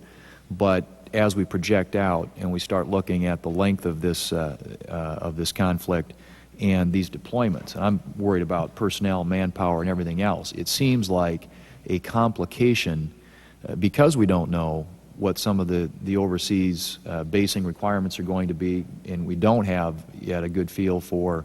I know you're in the process of modernizing this. Senator, GDR is supposed to work if we on a- don't transform, we will be in trouble for the long term. We have to transform to increase the capacity and to make ourselves more relevant. We're talking about building an Army that has got 30% more capability and about 60% increase in availability. We're talking about bringing a National Guard that was terribly hollow, disorganized, overstructured, the same with the reserves, the same with the regular force, and bringing it into a context that's a total Army. The difference in the three components is availability. And we have a force generation model now that will generate the chiefs of both the Guard and Reserve are back here, and they will tell you that we could do this indefinitely when we get into the formation that we are going to. And by 2006, we'll have 80% of that done. Thank you, Senator. That was an important, very important colloquy that you had. Chairman, let me just right. First of all, support everything that the General Schoonmaker said. We had a choice when 9/11 happened as we got into conflict, and that was, do we fight the war and put transformation on hold, or do we transform? And for all the reasons that General Schoonmaker said, the Joint Chiefs of Staff and the senior leadership of the department said we've got to transform. And I would only add that I think BRAC's an important part of that transformation. If, depending on what the administration and what the Congress does with the BRAC recommendations, we have 5 years to implement them. That should give us plenty of time to smooth flow any big issues that we have. But the Joint Chiefs of Staff are fully behind the BRAC recommendations. We've stated that before in hearings. And this is an important piece of our transformation. If you take one piece out, then we're, as General Schoonmaker said, we're left without a full bucket, and it would make life a lot more difficult. I thank the panel. We'll have to move on. Senator Kennedy. Thank you, Mr. Chairman, and welcome. One thing, General Schoonmaker, I find that those in the National Guard of Massachusetts have left their equipment over there, find that they're not able to keep up the training here back home, and they don't feel that they can fulfill their Guard responsibilities. That's something that I've heard. I'm sure you've heard it, and you're going to have to sort of address it. I can understand your earlier answer, but that's certainly something that we picked up. The President spoke on Tuesday night about the hard work of our troops, and he urged Americans to send them letters, raise flags in their honor, and to help the military family down the street, but he did not assure them that they'd have the equipment they need to fight the war, and I believe that he should have. More than 400 of our troops in Iraq have died in military vehicles hit by roadside bombs, grenade, and the so-called improvised explosive devices, yet our troops don't have the protective equipment they need. The Marines are still waiting for the 495 armored Humvees they ordered last year. There is no excuse, absolutely no excuse, to send military into battle unprotected. General Schoonmaker, I raised this issue with you in November 2003, and again with you and General Hagee at a hearing in February 2004. General Myers, I raised this issue last April before one of our hearings. In December, Secretary Rumsfeld was confronted by soldiers so desperate for armor that they'd been forced to dig through the trash to scrap metal. This April, General Hagee's deputy testified at a Sea Power hearing that the Marines had all the funding they needed for the up-armored Humvees. Yet last week, General Nyland and General Cato testified before the House about the lack of urgency in solving the problem. When the department refused to speak up for our troops, it's hard to convince the Congress to act. Over a year ago, Senator Bayh and I offered an amendment to the Defense Authorization Bill to include an additional $600 million for armored vehicles, and we faced resistance. This year, we tried to add the funds for the armored vehicles for the Iraqi supplemental. We knew that it would be a production gap if we didn't act, but we were told that the military had all the money it needed. Senator Stevens said on the floor, we have met these requirements. We do not need additional money from the emergency bill to be spent on armored Humvees. But we succeeded in adding $213 million anyway. This was resisted by even members of our committee here. Again and again, we've been reassured that we have enough armored vehicles for our troops. Now we learn that the Marine Corps requirement for up-armored Humvees has gone from 498 to 2,400. That's a 5-fold increase. Why can't we get it straight? Shouldn't the safety of the troops be yours, the President's, ours, highest priority? And I hope you'll work with us to see that this new requirement is fully funded so we don't have to keep repeating the mistakes of the past while our soldiers are dying in the roadside blasts. General Myers or General Higgy? Senator Kennedy, you're absolutely right. The safety and the force protection of our troops is absolutely first priority.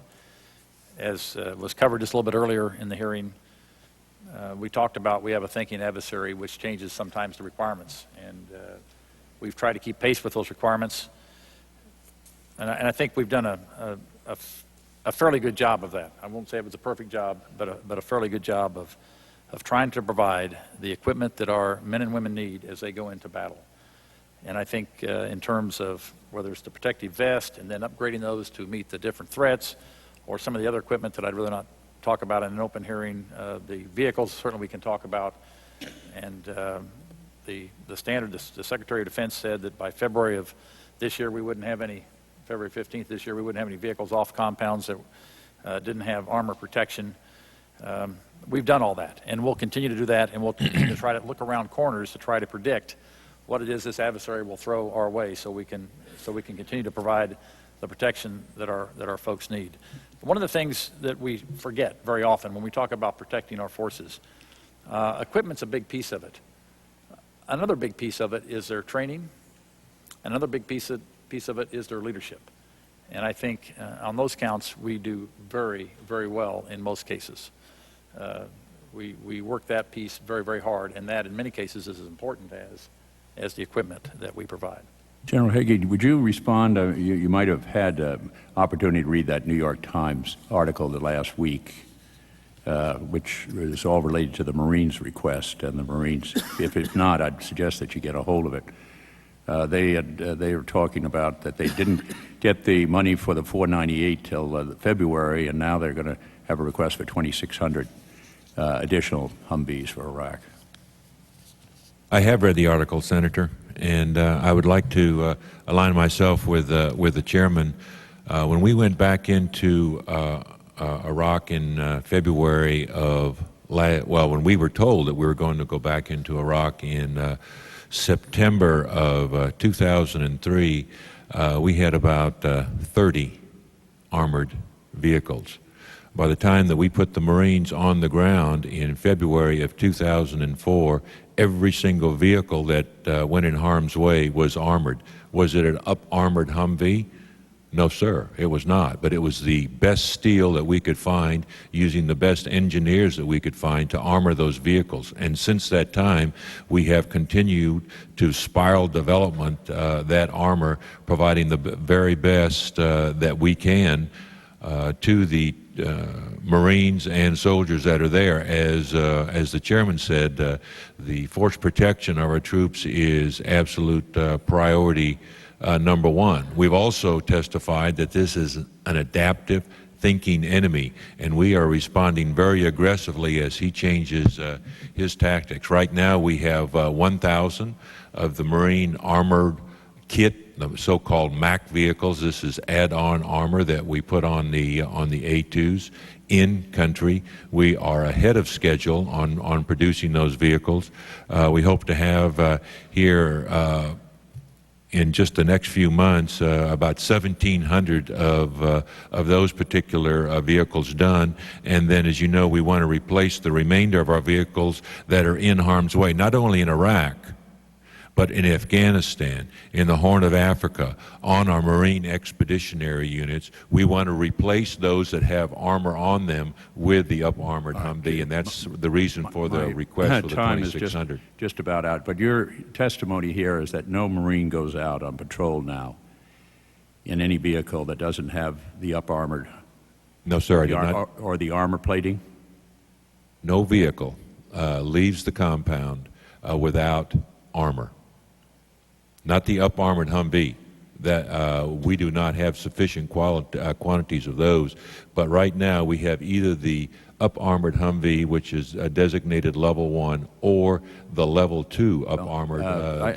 My time is up, but you'll give me a breakdown of where, if they go out on the patrol, what is armored, what is up-armored. Yes, sir. I'll be happy to, sir. Have the last. I think you raised an important question. Let's take a minute, because to try and get the term correct. An up-armored vehicle, I think in the dictionary version of language, would simply be some vehicle that got a measure of increased armor on it. But if I understand you, up-armored has a specific designation in the Pentagon now? Yes, sir. We really talk about three levels. When I use, and I think when most individuals in the military talk about an up-armored Humvee, they're specifically talking about the M1114, that vehicle that is put together at the factory where the armor is integrated into the vehicle. That's level one. And only if the armor has been integrated into the vehicle can it be classified as level one. Up-armored. Now, Up-armored. what's the next level?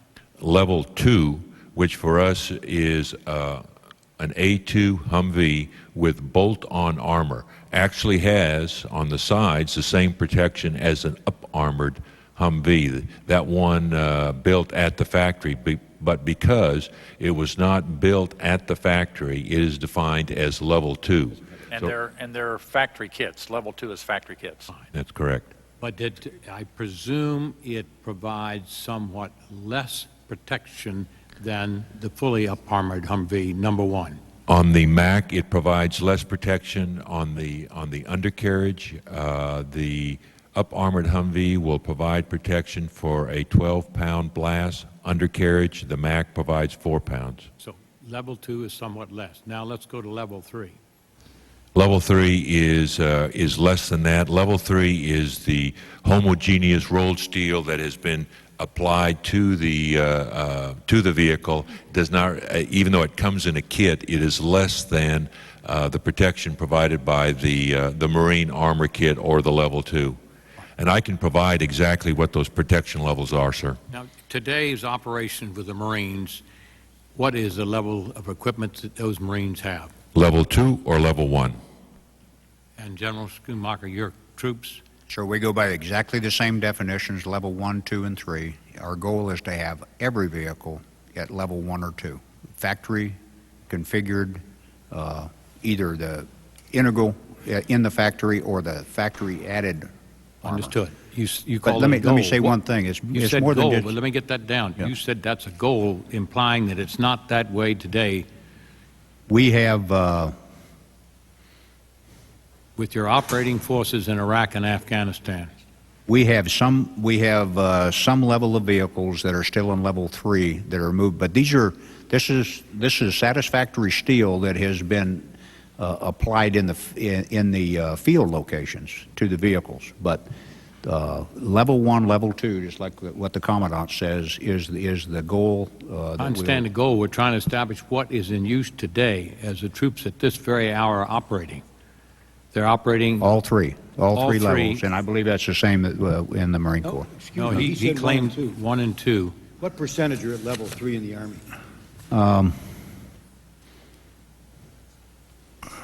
About roughly 20 to 24, 25%, something like that, are at level 3. Does that answer your question, Senator Kennedy? Yeah. This is, I guess they call it the hillbilly armor. The level 3 is what I understand is the term. We're not referred. using hillbilly It's armor. not, yeah, that's, You don't use it in the term anymore.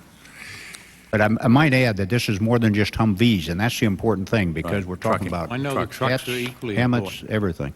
Just a final question that well, just, let me, let while we the finish this chairman, discussion, the Excuse me, goal, Mr. Chairman, let's start from the top so we can the listen. goal for the level 1, 2, and 3, the goal is that we'll only have level 1 and 2, and we're going to make our goal by September.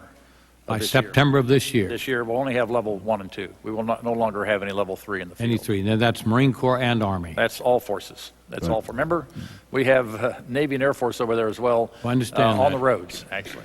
But when I use Army, I meant those Right. operations. Right. Could I add something here very Yes. quickly? I'm sorry.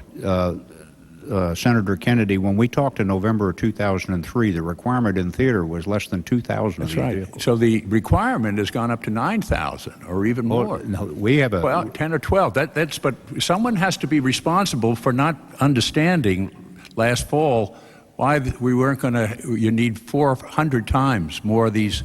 Sir, that's why That's what parents ask me. That's why the Hart family is asking me. I'm trying to reinforce your point. We have funding from you now for 42,000 of these vehicles. And we are right now at a level of about 38,000. So we have gone from less than 500 to 38,000 vehicles. I'm talking about Army figures now in the last 22 months. So I think we've gotten considerable support out of the Congress to do this, and it's an enormous undertaking. And, you know, as far as I can tell, the requirement will continue to grow. But again, the tactics, techniques, and procedures and the ability of an adaptive enemy to attack these is going to continue to be a challenge. Thank you. Has everyone had the full opportunity to testify on that series of questions? Senator Graham. Thank you, Mr. Chairman. Trying to get back to recruiting and retention, that was a very, I think, good exchange to talk about how what the enormous tasks are of this war. It's ever changing. It's costly in terms of money and lives, and we're doing the best we can. Sometimes we make mistakes, but that's part of war. So I want to congratulate all of you for coming today and accepting critiques, criticism, and praise, because that's democracy. And no one's going to be able to change how the media reports the war. I wish it would be more balanced. With freedom comes responsibility. So it's not just about money when it comes to recruiting, it is about message. And if you want to defend your country, you want to play a part in your country's future, join the military, because we need you right now. And what happens in Iraq really determines our own freedom. Now let's talk a little bit about what we're trying to do to address the problem of recruiting and retention. One, I think, is a chronic problem in the area of recruiting that has been building, and we need to stay ahead of it. General Myers, you're a fighter pilot, that's correct? That's correct, Senator. You don't let the plane fly you, you fly the plane, right? Got it, sir. Stay ahead of it. Well, I can tell you, working with Chairman Warner and Senator Nelson, my Democratic colleague, that we have one of the most robust recruiting and retention packages possible in the Personnel Subcommittee. And Dr. Chu, thank you for coming to our committee. I want Americans to know there's more money on the table than there's ever been to keep qualified people in. There's more money on the table than there ever been to get people to join. There is a real good package for quality of life issues for people under psychological stress. And this committee, in collaboration with the Department of Defense, is addressing the problem of recruiting and retention. You, sir. And I am pleased to be part of that process. Now, my concern is that where are we going to be in the future? We know how the Humvee situation is ever changing. The likelihood of a major military footprint being in existence in Iraq a year or two from now, I think, is great. Because you've just discussed the enormity of adapting to the war in terms of procurement practices. Look what we're asking of the Iraqi people and the coalition forces, to build an army from scratch. The army in the past was loyal to the dictator, not to the people. Buying into civilian control of the military is something not known in the Mideast, and we're trying to institute it. You get paid in cash in the Iraqi army, so you have to take your money and go home and pay your bills. We don't have sure pay. There is no bureaucratic infrastructure to support the military. You're having Sunnis and Shias work together for the first time in a coordinated fashion, maybe in the Kurdish north. So the political task ahead to bring this country together in a written constitution, setting aside a 1,400-year-old religious split between Sunni and Shia Muslims, is an enormous task. So why is it taking so long? The same reason it took us a long time. It's hard to get people with different views of life to live together. It's hard to get a military to work as a national military, not a group of militia. And we're making progress. But if we are there a year or two from now, which I think we will be, with a large number of troops suffering casualties, we have to turn this around on message. And we have to do more in terms of recruiting. General McCafferty has just gotten back. He has made an observation that we're in a race against time in terms of getting it right in Iraq with our force, that he sees stress on the force, and that time is not on our side. General Myers, what would your answer be to that observation? I actually outbriefed General McCaffrey after he came back, asked to see him. He said several interesting things, and I think some of them seem to be misperceived a little bit. One of the things he said that I thought was good is that morale is terrific. And, talking about a, quote, broken army that we hear from time to time, this is a great army. This is an army this is the best army, the best armed forces this planet has ever seen. And General McCaffrey, through his visit at least, that was his observation as well. He does worry, and he has worried from right after 9/11, I think, when we first went into Afghanistan, that to sustain this war, we needed larger ground forces. And I think the way that the Joint Chiefs and the Department have addressed this is increased the size of the Army by 30,000, but also increased modestly the size of the Marine Corps, but also addressed all other sorts of internal efficiencies that could make our forces more accessible. And that's what Army modularity is all about. And I don't know that folks that aren't actively involved in these processes understand them fully or understand what they're going to bring to the table. But I think it's really, really important that we continue our transformation across all our services so we have the availability of these terrific forces for contingencies, either current or potential. Transformation helps recruiting, retention, and capacity to fight. Is that correct? Has it what? You think transformation will improve recruiting, retention, and the capacity to fight? I think everything we do in that regard. I mean, I think it relates back to Senator Thune. I think BRAC is part of it. Our overseas posture is part of it.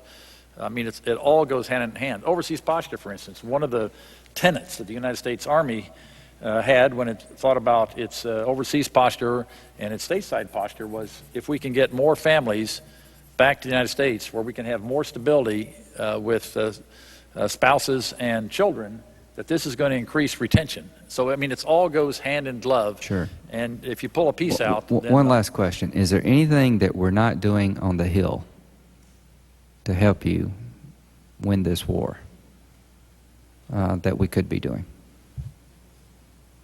If I might, Senator, it's not that you're not doing it, but I would like to join my colleagues in advocating your continuing to speak out, just as you had done in these last few minutes, about the value of military service, about the importance of military service. As the President said in his speech, it's the highest form of public service. And just continuing to offer that message to the American people is one of our most powerful and most effective recruiting tools. Senator, you want another question? We'll now go into another round of questions. Looks like the distinguished ranking member and myself are here together. This has been a good hearing. We've had a very valuable exchange of information. And I just want to dwell a minute on this issue of transformation. I'm among the strongest of the proponents to have this transformation. But we must not take on that difficult task at a rate that in any way would impede our effort to finish achieving the goals in both Iraq and Afghanistan. Better that some aspects of it be stepped back in time to allow the full resources and energies of the department to be devoted to bringing about the achievement of the goals, namely to establish a situation of security such that the new governments of Afghanistan and Iraq can have a footing to establish for their people a measure of freedom and democracy. So I hope that those that are pacing this keep that in mind. Secondly, General, the Gulf War I was a remarkable feat of arms and strategy. We repelled the Iraqi forces in 100 hours, 100 hours, through the extraordinary professionalism of a coalition of forces primarily led by the United States, and utilizing the equipment that we had at hand at that time of an unexpected event, namely Iraq invading Kuwait. And I think it left us all with a sense of enormous pride, but maybe a bit overconfident as we undertook the second phase of conflict with Iraqi forces. I'll leave that to history. My recollection, the Humvee was in inventory at the time of Gulf War, but I'm not sure to the extent any of those units were employed in that battle. Does anyone? Sure, the Humvee was there. We did not even have a term of up-armored Humvees in those days. They were all unarmored, and there were scores of them involved. In that operation? Yes, sir. And that's the point I wish to make. You talk about the Army that you took to this battlefield and the shortage of the up-armored and the dramatic pace with which we armor them. Now, presumably the QDR will begin to look at this inventory of weapons today and try and project beyond a post-conflict in both Iraq and Afghanistan what the threats are in the world that could call upon our forces to be involved somewhere else in a different battle at a different time. And we might have to revert to the fact that the up-armored Humvee, which loses a degree of mobility, which is an important factor in any warfare, and suddenly we've got to revert to the Humvee as it was originally designed. I have to assume that the time that the Humvee was designed, the best minds were put to work on it, and the best minds looked at the projected scenarios of battle, and as you say now, it was used and used successfully in its original configuration in Gulf War. And now we were faced with Gulf II, and we had to make a dramatic right turn in terms of trying to rework this vehicle, first using whatever armor we could put together, I suppose, to create the Category 3s, then slowly Category 2, and then now we've got the evolution of this ground up from design and manufacture of the fully Sure. up-armored. If I could add, and that's why we have the strategy we do. We are now building only the heaviest Humvees. In other words, the 1151s and 1152s, which are the heaviest version, strongest engine, strongest transmission, strongest suspension. And that's what we're going to do as we go forward. Secondly, only a portion of these Humvees will be manufactured to the level 1 specification, because those are the ones that you cannot remove the armor from. Most of our Humvees in the future will build at a level 2. And the reason we are is because you can remove that armor and put it back into the configuration that you're describing, so that we can extend the life of these suspensions, engines, and transmissions, and then put that armor on when it's basically snap-on, snap-off, providing the same degree of protection where that armor is that a level 1 Humvee would provide. Well, that's something we've got to focus on, because I don't want to sit here. I'm privileged to be here many years hence and be confronted with an entirely new panel of witnesses, same senators, new panel of witnesses, and we're going back through how the equipment for that conflict, whatever it may be, hopefully we won't have one, but if we do, and testimony to the fact that we just simply didn't have the right equipment to meet that contingency. Sure, if I could add another thing about the first Gulf War, because it's not to do with Humvees, but you might remember that the 7th Corps of the United States Army was one of the major corps that was in that fight.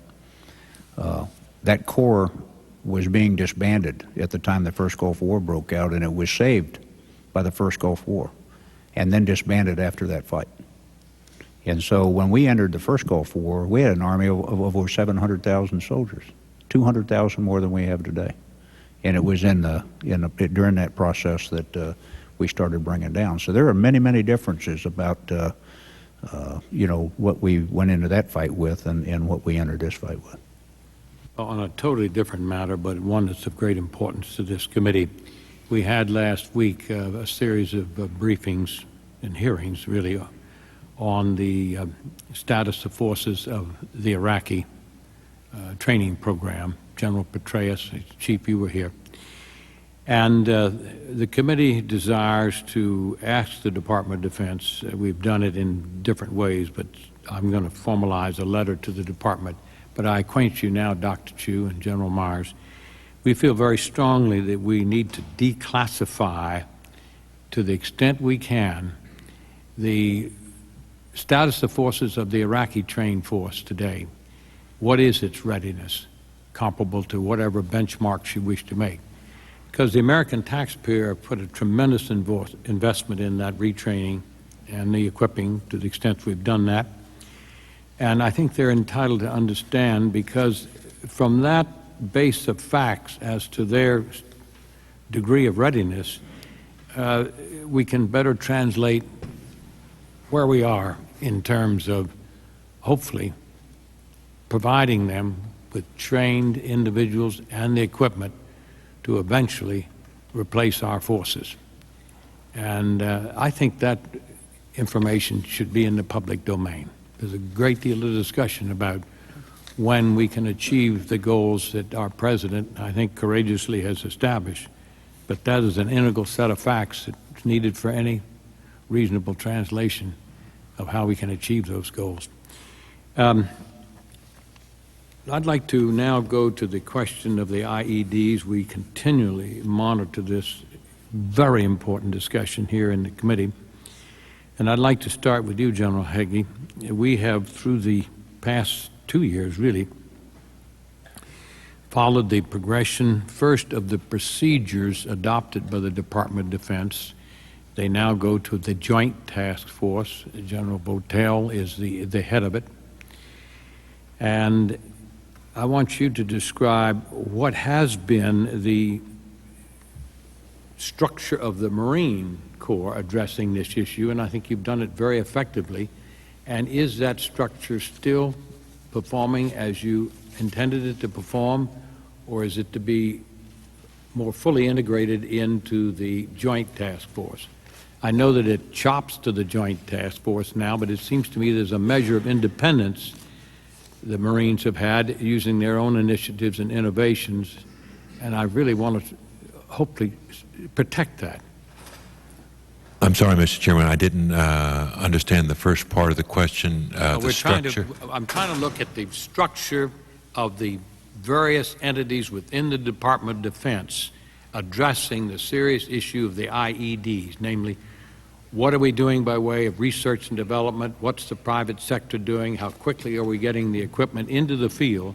Because it's the IED which is the focal point, frankly, of so much of the concern among the American population with regard to their young people going into this conflict, series of conflicts, Iraq and Afghanistan. So we understand General Votel's structure. We were briefed on it. He was before us. But the Marines have been doing some independent, innovative work on their own in conjunction with the Joint Task Force. And I ask you, is that still functioning? Is it functioning to your satisfaction? First off, Mr. Chairman, yes, sir, it is still functioning. We are working very closely with not only the Joint Task Force, but with the individual services, because we're obviously all in this together.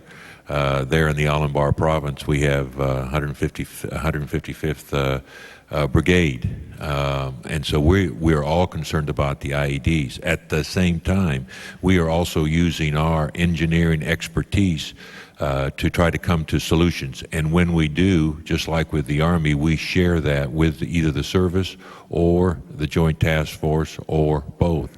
I can also say that we are working with several of our coalition partners who have had experience with improvised explosive devices to find out what they have learned, and they are sharing their information with us. So am I satisfied with the process? Yes, sir, I am. What I'm not satisfied with is the speed at which our scientific and engineering community, and I know they're working hard, are coming up with new technologies to address this problem. Now, that would be the private sector that you concerned, or the in-government entities, or what is the community to which you refer? Sir, I would say all of the above. Not that they're not working hard, but we are just not coming up with, in my opinion, the technologies that we need rapidly enough. For example, technologies that would allow us to locate the IED, some sort of sensor that would allow us to locate that IED rather than having to physically see it. Technologies that would allow us to set that IED off before we even got there. The academic community is working on it. The scientific community is working on it. I know DARPA is working on it. but we have not had significant success yet. And I would just ask those communities, urge those communities to continue to work on them. Well, I just want to make sure that you are satisfied that the work being done in the Corps continues, and it can be done to the extent working with everybody, but nevertheless you can come up with your own ideas and implement them. Is that correct? Sir, I am very satisfied with that, and I have to say I'm satisfied with the effort that the other communities are putting into it too. And I thank you. I just have to tell you from a little personal experience, during the Korean War, someone in the Marine Corps had the foresight to develop what was called the Mickey Mouse boot. It was a thermal boot. It was an ugly-looking thing, and it was tough to wear and difficult to handle, but it saved frostbite. The Army units next to the Marine units suffered 4 times the frostbite as did the Marines because they didn't have that boot. They still had the old World War II boot. So I've always been very respectful of what the Corps can do on its own initiative sometime, and I saw that firsthand. General Schoonmaker, the National Guard and the Army Reserve rely on prior service soldiers to a great extent who have the training and experience needed to fill the ranks. Increased reliance has been placed in recent years on non-prior service recruits. The failure or inability of these individuals to complete their enlistments seems to be of growing concern. How big a problem is attrition in the active Army, Army Reserve, and National Guard? Well, sir, it's a challenge. The Guard and Reserve have long relied upon soldiers that are leaving the active service to fill their ranks, and of course we're growing the active force, retaining more, so that it adds to their challenge. I would say across all of the active Guard and Reserve that first-term attrition is something that we keep a very close eye on, and we remain very, very concerned about any spikes in that. We have seen a little rise in it, specifically in the initial entry training. And part of the reason for that, in my opinion, is we have ratcheted up, necessarily so, the rigor in the initial entry training because of the things we have to introduce at that stage because of the war that we're in. But what we've seen is a corresponding decrease in attrition in their first unit of assignment. And so we're hoping as we watch this trend a little bit longer that what we're going to see is a balancing and a maintenance of about what the traditional norms have been. I'd like to see it go down, but you're right, and maybe Dr. Chu has a broader view of it that Dr. he may Chu, be able to put Secretary into Abel, it. have any comment on that? Attrition, as you know, sir, has long been an issue with the military forces. We lose about a third of the enlisted cohort before it completes its normal term of service, about half. I'm not hearing you. A little louder and more. I'm sorry, sir. As you know, this has long been an issue in the military services. We lose about a third of each cohort before the end of term of service. About half of that typically occurs in the initial training period. Each service has advanced some innovative ideas about how to deal with this issue. We are all eager to see better outcomes here. Charlie, did you want to add a word or two here? Sir, it is an enduring problem. We've searched for solutions. They are fleeting. We find one and then another pops up. I think the increased rigor is what accounts for the spike we're seeing right now. Thank you. Subject of the Army and Marine Corps capabilities and acquisition programs, although the Army and Marine Corps have different missions and capabilities, there are shared concerns and competencies. We have seen, however, that the Army and the Marine Corps have divergent paths for acquiring equipment such as helicopters and heavy wheel vehicles. What are your views regarding the joint development and acquisition of Army and Marine Corps equipment? And I'll start with you, General Myers. Do you wish to address that? That was to me, I'm sorry. You're in charge of the jointness. Yeah, you bet. And it's an issue, of course, that we look at, and I think the forum for that, as it is in all of this, is our Joint Requirements Oversight Council that looks at the requirements that the services have and ensures to the maximum extent that is practical and reasonable that we share the same sort of equipment. The best example that's coming along right now is the Joint Strike Fighter, which is going to be shared by 3 services. When this comes to fruition, it'll be the first time we've had an aircraft of such commonality that can operate off carriers, off land bases, and have a short field takeoff capability that would satisfy one of the components. So absolutely, it's something that's very, very important to us. We have recently looked at trucks, for instance, because you may be referring to trucks. Trucks is one of the areas where the Marine Corps and the Army have had different procurement paths, but I'll let them explain what they're doing to All right, then we'll to start merge with you, those. General Schoonmaker. Well, so I'll talk to it from 2 perspectives. One is Chief of Staff of the Army and also as a former combatant commander of a joint command, U.S. SOCOM. So I'm quite familiar that we have to have both some separate views because we have some separate realities. For instance, the Marine Corps has to operate its helicopters off of ships. And so they have some very specific requirements to be able to operate off those ships. For instance, rotor brakes to stop the rotor blades and the ability to fold those rotor blades so that they can economize on the space on the deck. Those are not requirements in Army aircraft. Those are expensive additions that we do not require and therefore we do not build. So we have, going from that level of reality to the fact that the Marine Corps has a requirement for amphibious vehicles. And I'm talking about amphibious vehicles that are, come out of saltwater environment that we do not have. And so there are some differences in how we build trucks, how we build our tracked vehicles, and those kinds of things. We do have commonality in things like Humvees. We have commonality in artillery pieces. We have commonality in a variety of weapon systems that we share, and not only that, but the Marine Corps and Army soldiers train. For instance, we train at Fort Knox together on tanks. We train together at Fort Leonard Wood I believe, in Fort Sill, for instance, in artillery. So I think that we have some pretty good economies going on here. We're working together. But what you're saying is indigenous differences between the missions and the equipment has got to reflect that. And what I want to leave with the assurance that you think the proper balance is being struck between the need to get as much commonality as we can for cost savings, spare parts, maintenance, training, and at the same time we're protecting. I think that's a true statement. I'll go back to the IED question you answered. The IED task force was an Army initiative, and we developed that to a point after about a year that we went to the Department of Defense and asked for them to provide kind of top cover so that we could make it a joint program. It is a joint program. All of the services participate, but the Army maintains the same degree of independence as what you just talked about in the Marine Corps to operate in our specific lane for things that are specific to our needs.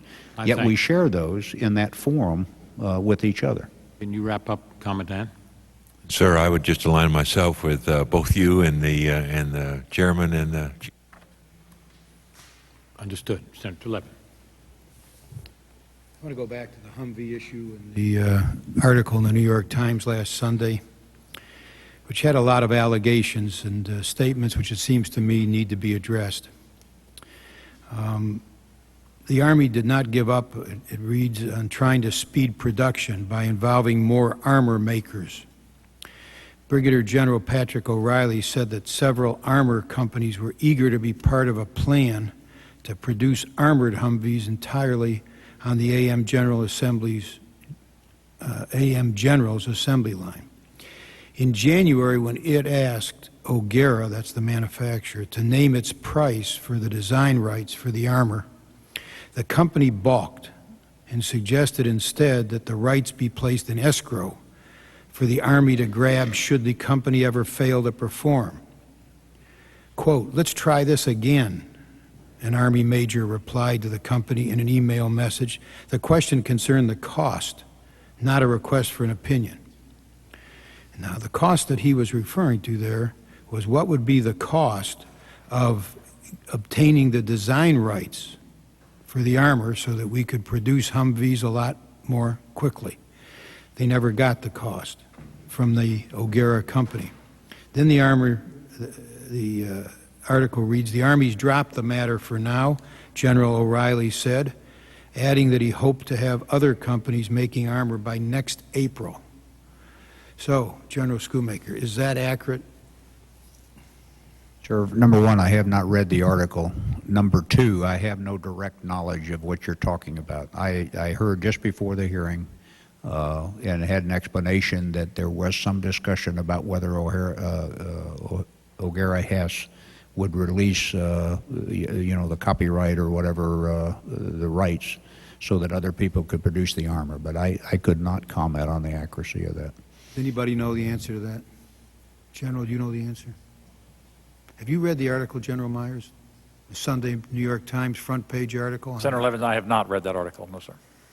I must tell you, I'm a little bit surprised that it's a major newspaper's front page article that goes into massive detail about the armor failings. This is a huge article on it, and I would urge that you read the article and that you give us an answer for the record. And I'll address this to you, General Schoonmaker, that you give us an answer for the record as to whether or not it is true that the Army sought to purchase the design rights so that we could produce Humvees a lot more quickly, the up-armored Humvees a lot more quickly, so we could protect our troops, and that the company balked. Because if that's true, it would be very, very disturbing to me that they would put profit ahead of patriotism.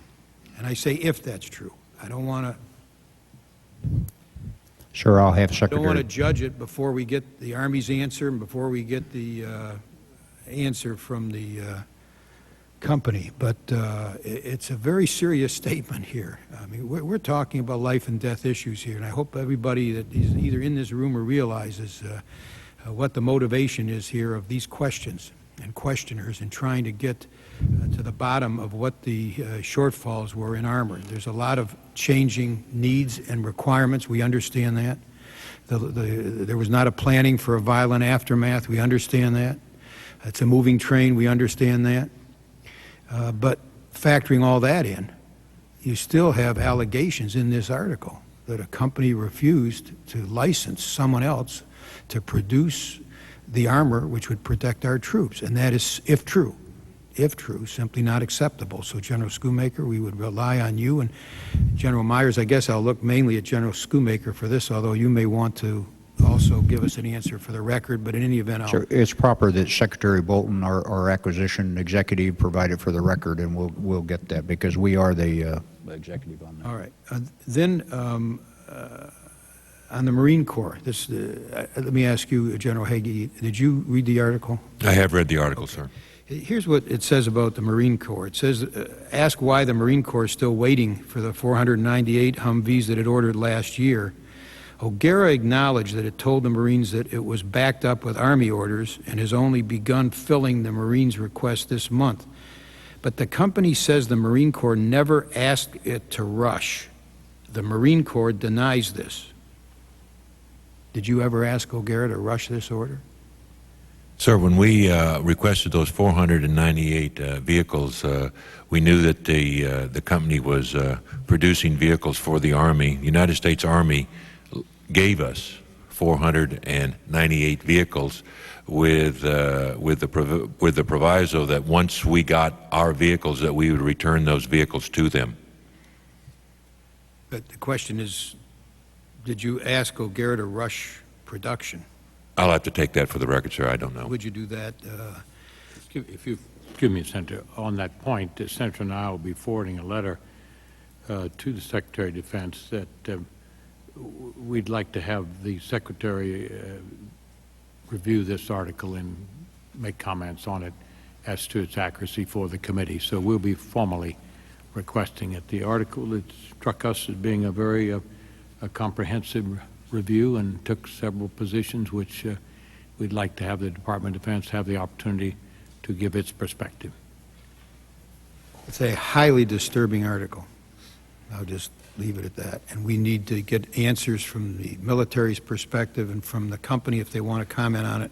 And I would suggest that the letter that we write to the Secretary of Defense, that we send a copy of that letter to the company so that they can also comment on that. Because I must tell you, when we have defense contractors, we expect that they will put patriotism ahead of profit, and they can license others to produce these vehicles and to armor them. And if they were asked to do that and refused to do that, then I think they've got a lot of explanation, as far as I'm concerned, to a lot of families in this country. I'm going to leave it at that because I want to hear from them and give them a chance to respond. Now, General Schoonmaker, I want to ask you about the readiness numbers. We have testimony this morning from General Hagee relative to the Marines, and I don't know if this was in his prepared statement, and I don't think that these numbers were used in your oral testimony, but if they were, I'll repeat them here so you can give us your comparable numbers. Current operational tempo, this is on the bottom of page 3, current operational tempo has had an impact on unit readiness. Since the beginning of Operation Iraqi Freedom, overall unit readiness for battalion and squadron-sized units has dropped by 40%. Our readiness priority remains support and sustainment of our forward deployed forces at the immediate expense of those units who have rotated out of Iraqi freedom. As a consequence, the readiness of the force not deployed has decreased. Is that true also in the Army? I'd say yes, sir. I think that's an accurate statement. I don't know, I can't sign up to the percentage. That's the Marine Corps percentage, but I'll be glad to give it to you for a record. Well, I think it would be very important that we have that in the record, because it seems to me that's, I wasn't here when Senator Reid was asking questions, but I think that's clearly the point here, is that the unit readiness has dropped because of the reasons which were given here, but nonetheless, they have dropped. And so my question to you, General Schoonmaker, is this.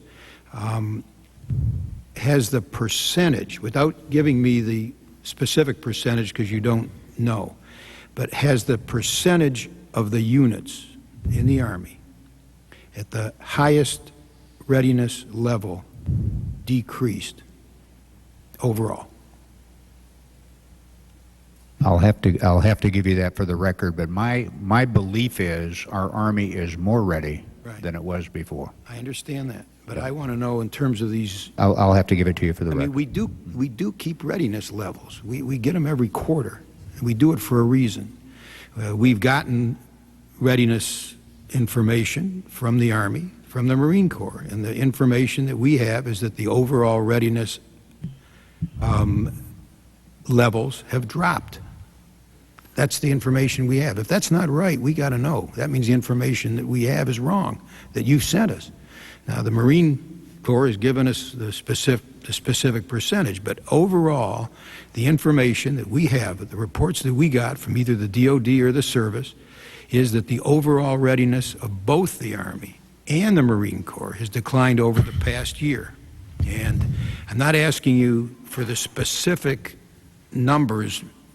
I'm asking you whether the percentage of the highest ready units has dropped, and that's something you will give us for the record. Let me answer it this way, and then we'll give you the specific percentages. We have more units than we had 2 years ago. That's why I'm asking percentage. That's why I'm asking percentage. And of those brigades, we have taken some of them totally offline to reset them. So I would say the answer is yes, the readiness level has dropped that way, but we actually have more capacity, and that capacity is far more ready than the capacity that we had previously. So we will give you the numbers. I think it's a true statement to say that the war and transformation and everything else we're doing, the movements we're doing, has dropped the percentage of readiness. But what we have ready is very, very ready, and we can deal with what it is that we've been asked to deal with. So the percentage that is ready is very ready, but overall the number of units that are very ready has dropped. Correct. That's helpful. Not reassuring, but it's helpful to get a direct answer on that. Now, our staff was briefed last week about the pre-positioned tanks and Bradley fighting vehicles that we would use in the event of combat in Korea that are fully mission capable. And apparently a significant percentage of the pre-positioned tanks and fighting vehicles that we would use in such an event are not fully mission capable. Is that correct? First of all, we ought to talk about that in a different hearing or a closed session, but That's why I didn't use the percentage. Let me say this generically. We are doubling the size of that preposition stock. All right.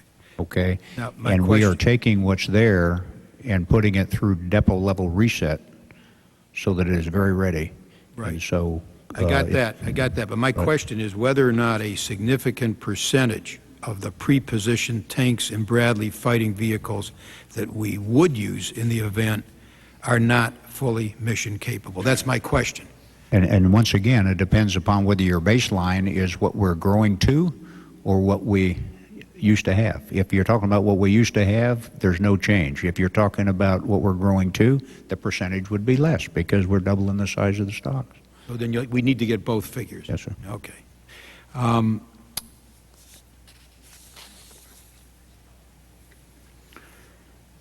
General Myers, the President, said the other night that as Iraqis stand up, we're going to stand, or we will stand down in Iraq. That was his statement. And so, irrespective of when troop reductions may occur, I'd like to know kind of what the decision criteria are, since he announced a very specific path relative to as Iraqis grow in capability, we will stand down. Here's specifically my question. How many Iraqi battalions, approximately, will need to be judged capable of operating independently of U.S. forces for the standing down to begin? There's been a statement in the press that 3 Iraqi battalions are fully capable out of, I believe, 80. And putting aside the accuracy of that, and that may be a classified number, that's why I quote a press statement. What percentage, would you say, of the Iraqi units will need to be capable of acting independently and operating independently in order for the standing down to begin? Give us a rough estimate, since the President laid out that path. I think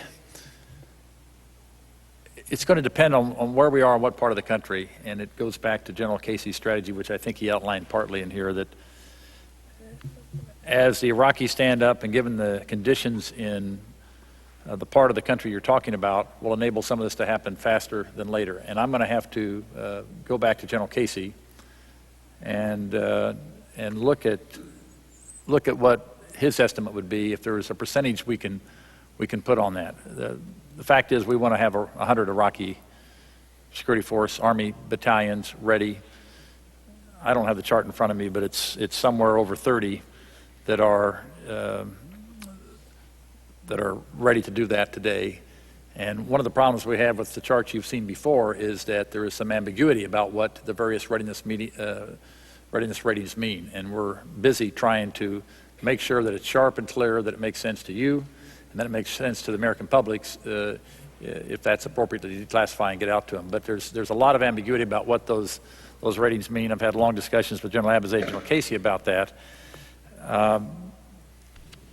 And the plan is that we'll stand up over time. Events will drive that, of course, but we'll stand up over time as Iraqi units become more capable. It'll depend on what part of the country they're in and the specific units.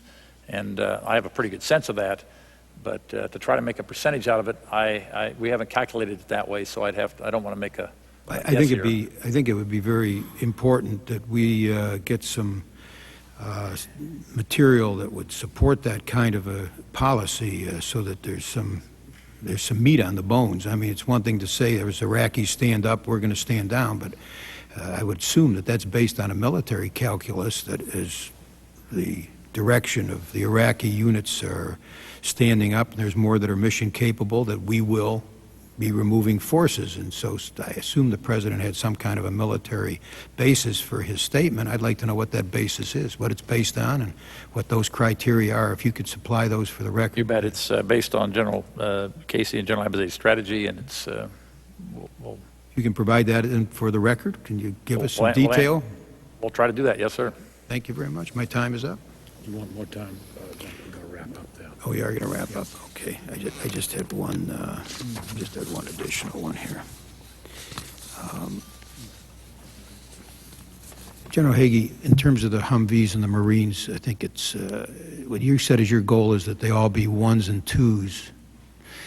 The Army's position is that there's going to be a group of vehicles which are going to have the armor which is bolted on the sides so that it can be unbolted in more routine environments. Are the Marines going to change to that strategy, or are you going, which means there's going to be some threes?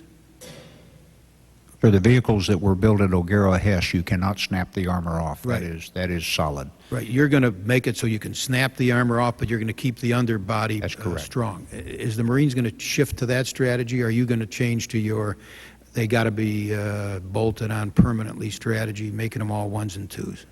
So we're looking very closely at what the Army is doing with the 1151s. I personally believe that we need to go to a bolt-on, bolt-off type of configuration. I would like to see us go to some composite type of material in the future rather than using the same type of armor we're using right now. But bolt-on, bolt-off, I believe, is the way to go. Thank you. One last question, then, Mr. Chairman, with your indulgence here. Dr. Chu, what is the current department policy about calling up members of the Guard and Reserve after they've been mobilized once? Can you hit the mic? Excuse me.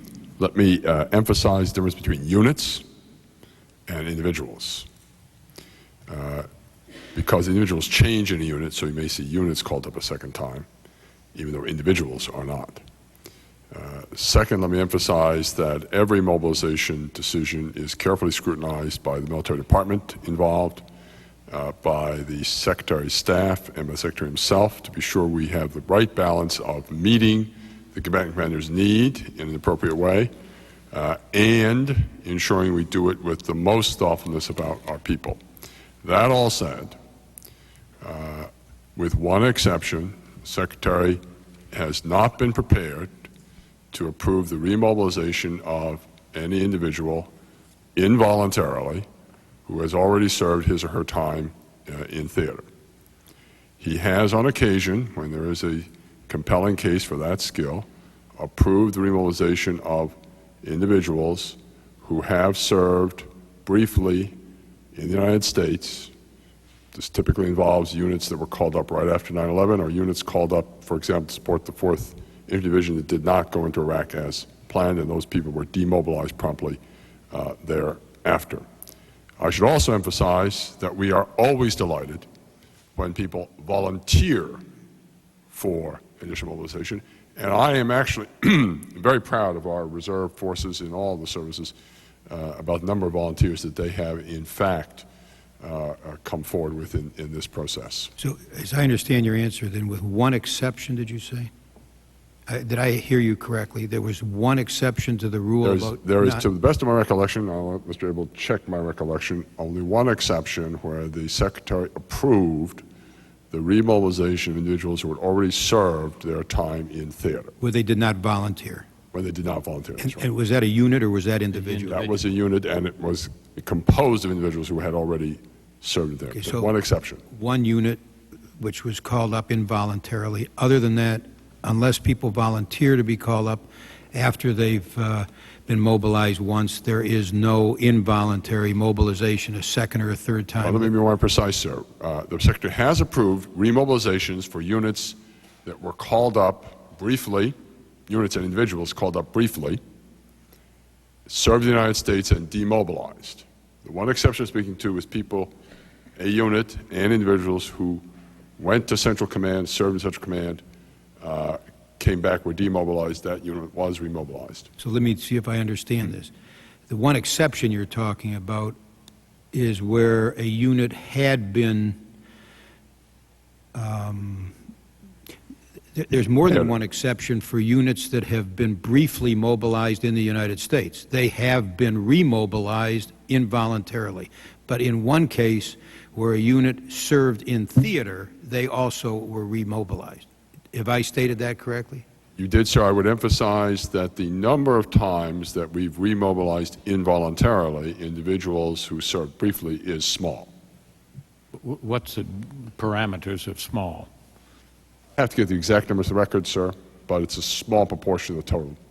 Small proportion? Less than 10%. Does that mean just a few units or a small proportion? It's both a small number of units and it's not a large number of people either. You'll provide the specifics for the record then. That'd be great. Thank you so Not much. a public record. Thank you. I say to the panel, we've had a very good hearing, and we leave this hearing with the understanding that some of the solutions rest on the Congress to help you in terms of your recruiting, and hopefully the American public. And I commit to you, as I'm sure all of us will, to give it our best effort, because I don't know who could say it better than the President. The highest public service is that of those who wear the uniform. I think he probably meant the first line of fighters also here, and our fire and police and others, but certainly wearing the uniform is the highest form of public service. Anyone else have any comments that they feel they should like to make for this record? If not, the hearing is adjourned, and thank you very much. Thank you, Mr. Chairman. Thank you, Carl.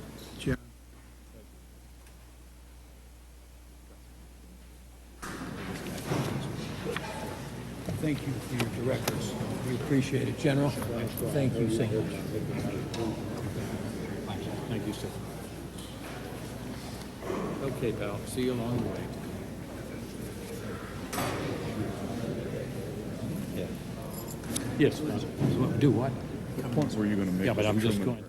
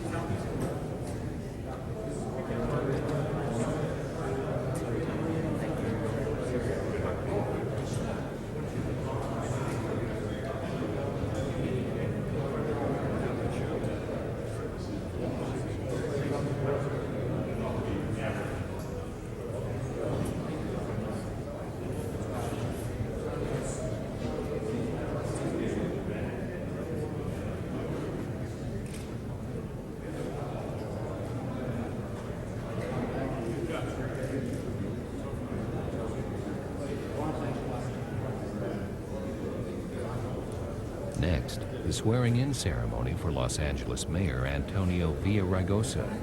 Then a House hearing on federal prison labor. And after that, a Senate hearing with the National Weather Service.